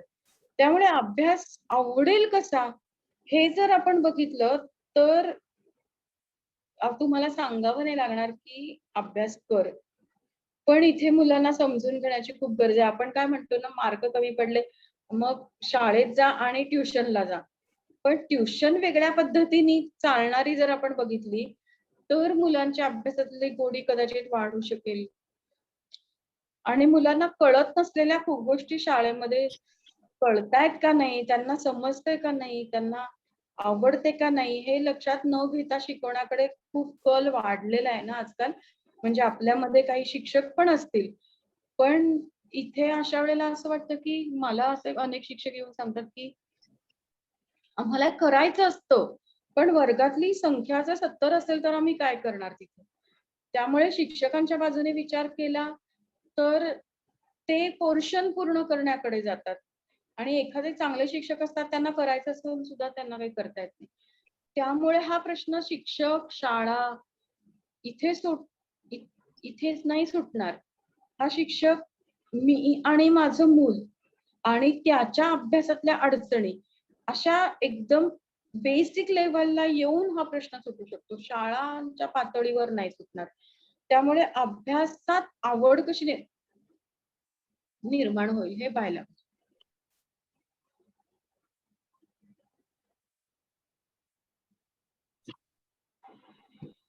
ओके. पुढचा प्रश्न घेतोय मी. मुलगा अंतर्मुख आहे, कमी बोलतो, हा इथे आपण घेतलेला आहे प्रश्न. हो. मुलगा 9 वर्षाचा आहे आणि तो खूप हळवा आहे. त्या कारणामुळे त्याच्या मित्रांसोबत पटत नाही. कुणी अनफेअर वागलं तर लगेच हर्ट होतो आणि डोळ्यात पाणी येतं. कसं हँडल करावं? त्याला समजून घेऊनच हँडल करायला लागेल. म्हणजे आधी त्याला जेव्हा हर्ट होतो, तेव्हा आधी त्याला बोलू दे, जे काही बोलायचं असेल ते. आणि ते एकदा त्याचा पहिला भर ओसरला, की मग कसं वाग हे तुम्ही त्याला सांगा. आणि एक गोष्ट इथे मला विचारायची, की थोडा आजारी असतो किंवा फिट नाहीये, असं जर तो असेल, तर त्याचाही परिणाम हळवं होण्यावर होऊ शकतो. त्यामुळे थोडी एकूण अंगातली शक्ती वाढणं, इथे जर प्रयत्न केले, तर मनाची पण शक्ती बऱ्याच अंशी वाढू शकते. पण तू काय हळवा आहेस, तू काय रडतो, असं मात्र म्हणू नका. ओके. मुलांना वाईट सवयीपासून दूर कसं ठेवावं? इथे आपल्याला गोष्टींचा हे करता येतं, गोष्टी घेता येतात, की वाईट सवय लागलेल्या मुलाला कसं म्हणजे जसं लांडगा आला रे आलाची गोष्ट आहे. तशा पद्धतीने आपण सांगितलं तर म्हणजे मुलाचं वय काय बघायला पाहिजे आधी वाईट सवय. मोठ्या मुलांना गोष्ट सांगून उपयोग नाही. काही आपण मोठी जी मुलं आहेत ना, त्यांना काही सिनेमातले शॉर्ट्स म्हणजे आता मी जो सिनेमाचा ते उल्लेख करते तो तुम्ही बघितला का नाही मला माहिती नाही, पण सर्किट या नावाचा एक मराठी सिनेमा आता नुकताच आला होता. पण इतका म्हणजे स्वतःच्या चिडचिडीवर नियंत्रण कसं ठेवावं याची टेक्निक्स त्या सिनेमामध्ये सांगितलेली होती. अर्थात थोडा अडल्टसाठी होता, म्हणजे मोठ्यांच्यासाठी, प्रौढांसाठी नाही म्हणायचं मला, मोठ्यांच्यासाठीचा सिनेमा होता तो. पण अशी काही टेक्निक्स, वाईट सवयी कशा लागायला सुरू होतात. सुरुवातीला जर सांगितलं तर आपण प्रयत्न करू की वाईट सवय लागणार नाही. पण खरं सांगू का, पालकांच्या हातात ते खूप उरलं नाहीये. मोठं झाल्यानंतर ज्या ग्रुपमध्ये मुलं आहेत त्याचा खूप मोठा पियर प्रेशर पडतं मुलांवर आणि मुलींवर पण. आणि त्यामुळे आपण आधी वाईट सवयी न करणं हे एक. दुसरं म्हणजे आपल्याला लागलेली एखादी वाईट सवय ही आपण कशी काढली हे मुलांसमोर डेमो दाखवणं. म्हणजे तो उदाहरणार्थ मोबाईल समजा मी खूप बघत असेल, तर मी असं म्हणणं माझ्या मुलीसमोर की मला हा मोबाईल सोडतच नाहीये. मला हे बघावंसच वाटतंय सारखं. असं मी जर सारखं म्हंटल आणि असं आधी म्हणून की नाही पण मी आता 2 तास हा या खोलीत ठेवून मी या खोलीतच काम करणार आहे. आणि हे जर तिला दिसलं आणि खरंच असं मी करू शकले काही दिवस, तर हे मुलांना सांगण्याची गरज नाही पडत की ही वाईट सवय तू सोडून दे. वाईट सवय कशी मोडायची ह्याचं सुद्धा आपण जर प्रात्यक्षिक आपलं आपोआप म्हणजे सहज असं मुद्दाम असं नाही, असं जर करू शकलो तर मुलांना नाही लागत वाईट सवयी. आणि प्रत्येक वयात वाईट सवयी वेगळ्या असतात. म्हणून मी म्हटलं की वयोगट काय आहे त्याचा मुलांचा किंवा मुलींचा. म्हणजे काय 3ऱ्या वर्षी आरडाओरडा करणं ही वाईट सवय असू शकते. 5वी-6वीला कुठली तरी घाणेरडी गाणी ऐकणं, म्हणणं ही वाईट सवय असू शकते. 9वी-10वीच्या पातळीवर तर शिव्या देणं किंवा काय मुलींनी मुलांच्या मागे लागणं ही वाईट सवय असू शकते. टीचरला घाण बोलणं ही वाईट सवय असू शकते. त्यामुळे कुठल्याही वयातली वाईट सवय ही आपण ज्या मुलांचा वयोगट लक्षात घेऊनच ती काढली पाहिजे. आणि काही वाईट सवयी अशा असतात की ते आपोआप जातात पण त्याच्यासाठी आपल्याला फार काही करायला लागत नाही. ते वय निघून गेलं मुलांचं की ते मागे पडतं. ओके. 2 युनिक प्रश्न घेतोय मी. वेगळे प्रश्न आहेत थोडे. पहिला आहे, लग्न करण्यापूर्वी मुलांना कसं संगोपन करावं याचं प्रशिक्षण घ्यावं का? हा एक प्रश्न आहे, तो आपण घेऊया. आणि दुसरा अजून इंटरेस्टिंग प्रश्न आहे, 20 वर्षाच्या मुलांनी विचारलेला की सेल्फ पॅरेंटिंग मी करू शकतो का? हो. अर्थातच. सेल्फ पेरेंटिंग तर आपण करू शकतोच. कारण पेरेंटिंग असं आपण म्हटलं ना तरी पेरेंटिंग हा वेगळा विषय नाहीये.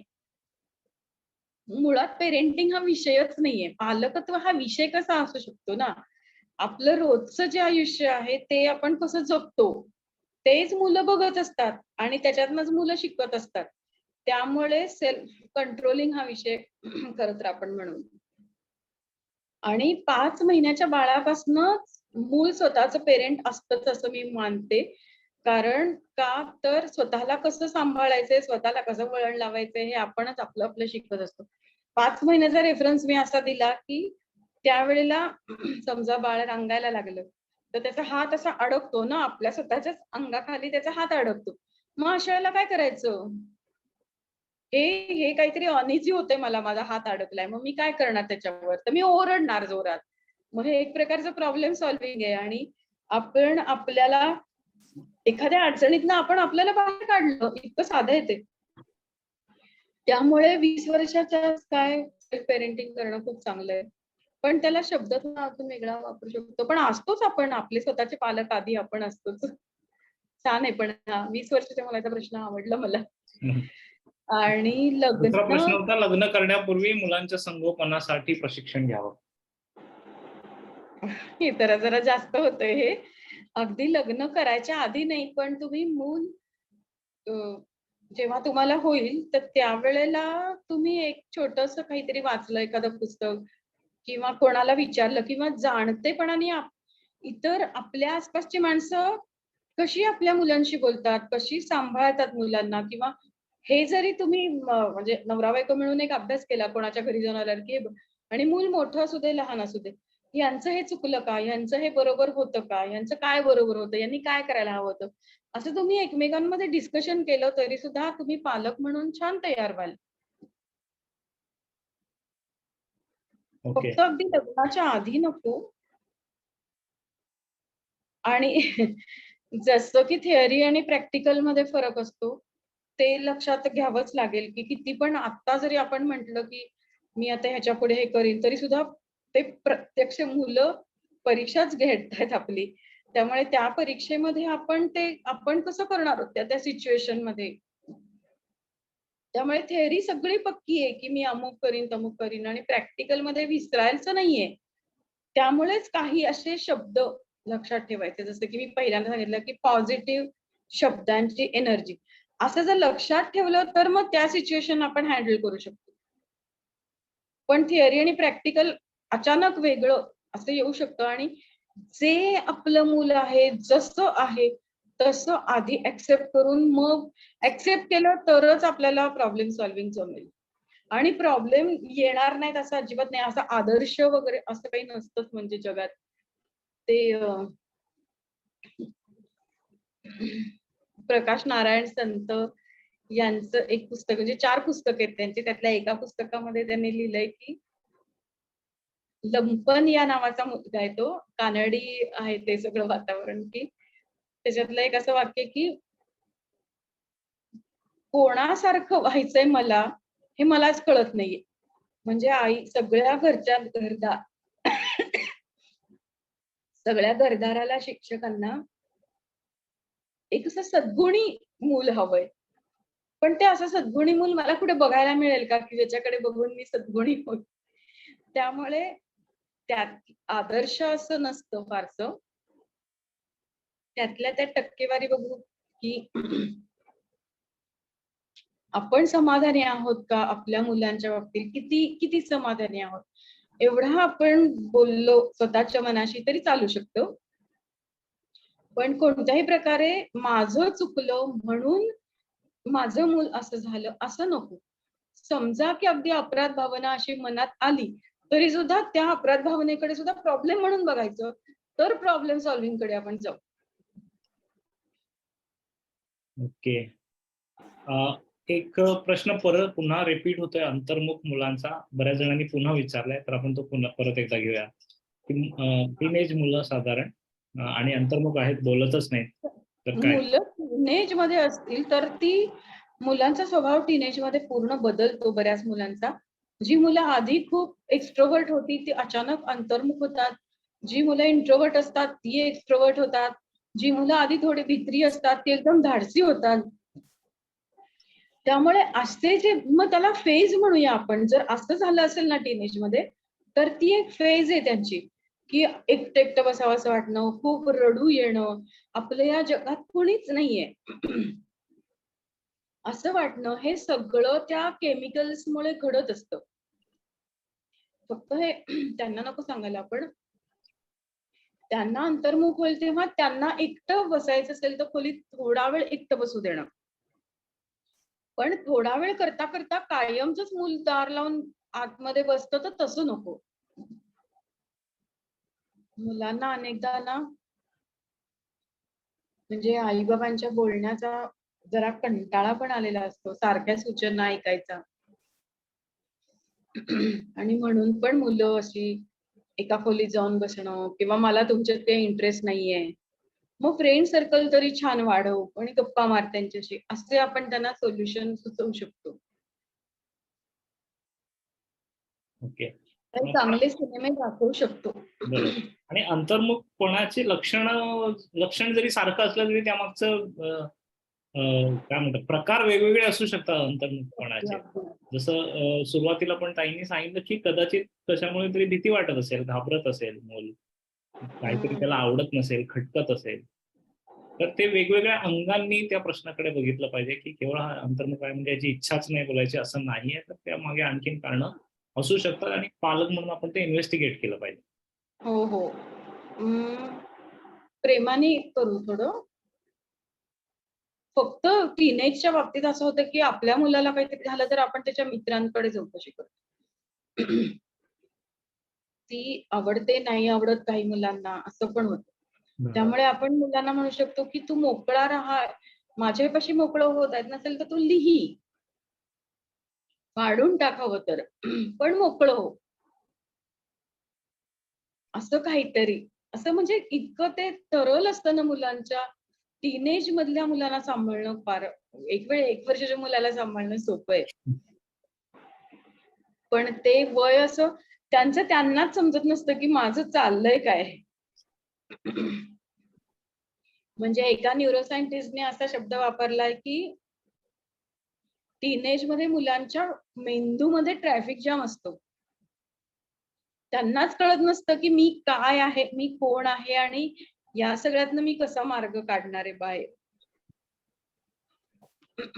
त्यामुळे मदत व्हावी आपली अडचण होऊ नये एवढी काळजी घेऊया. ओके. एक प्रश्न आहे, माझी मुलगी 12 वर्षांची आहे, ती बऱ्यापैकी सगळं ऐकते माझं, पण कधी एखादी गोष्ट ऐकायची नसेल तर बिलकुल ऐकत नाही. कितीही रिक्वेस्ट केली, रागवली तरी नाही म्हणजे नाहीच ऐकत. एरवी सगळं ऐकणारी कधी अशी वागली की काय करावं सुचत नाही. तर यासाठी काय करावं? मग जी गोष्ट तिला करायचीच आहे ती खरंच करायची असणार आहे तिला. मग ती गोष्ट केली तर काय होईल ह्याचं थोडस म्हणजे हरकत नाहीये. एखादी गोष्ट सोडून पण द्यायला हरकत नाही आपण की ठीक आहे कर. आणि जर ती खरंच चुकीची असेल तर मग त्याच्यामध्ये लॉजिक समजावून सांगायला लागेल की तू कला करायची असेल तर कर, पण मग त्याचे हे परिणाम झाले तर त्याची जबाबदारी तुझी. हे 12 वर्षाच्या मुलीशी बोलायला काही हरकत नाही. 12च्या पुढे जबाबदारी हरकत नाही. बरं.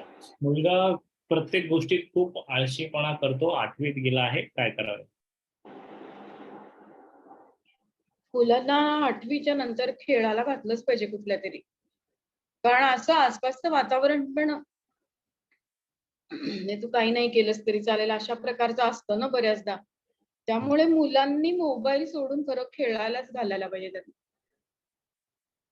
आणि आळशीपणा आहे का थकवा आहे, सगळं न्यूट्रिशन आहे का बरोबर हे पण बघायला पाहिजे. नाहीतर आपण आळशी म्हणतो तो ते मूल थकलेलं असतं. त्यामुळे ते एकदा बघा की आळशी आहे का थकतंय. B12 डेफिशियन्सी असेल तरी सुद्धा मूल थकतं आणि मग आपल्याला आळशी वाटू शकते.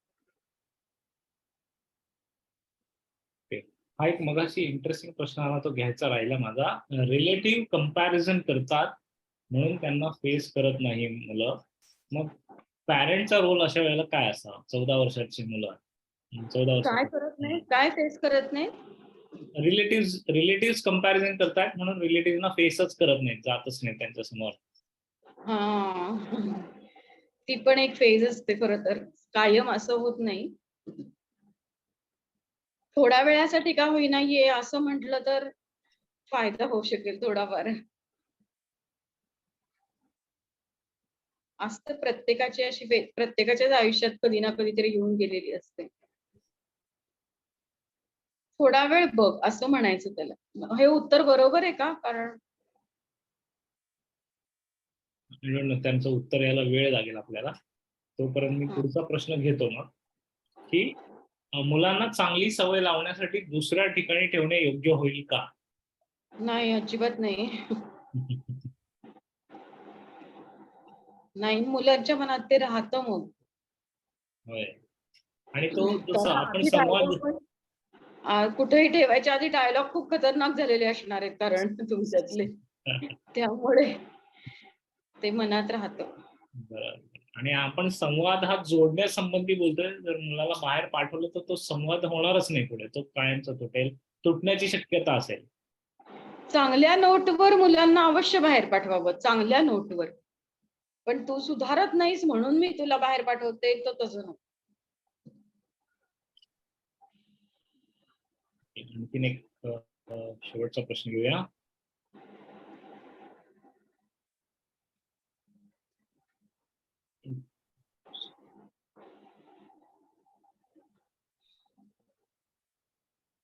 माझी मुलगी सगळ्या गोष्टी करते, ऐकते, पण स्टडी करायला रेडी होत नाही, तेव्हा माझी चिडचिड होते.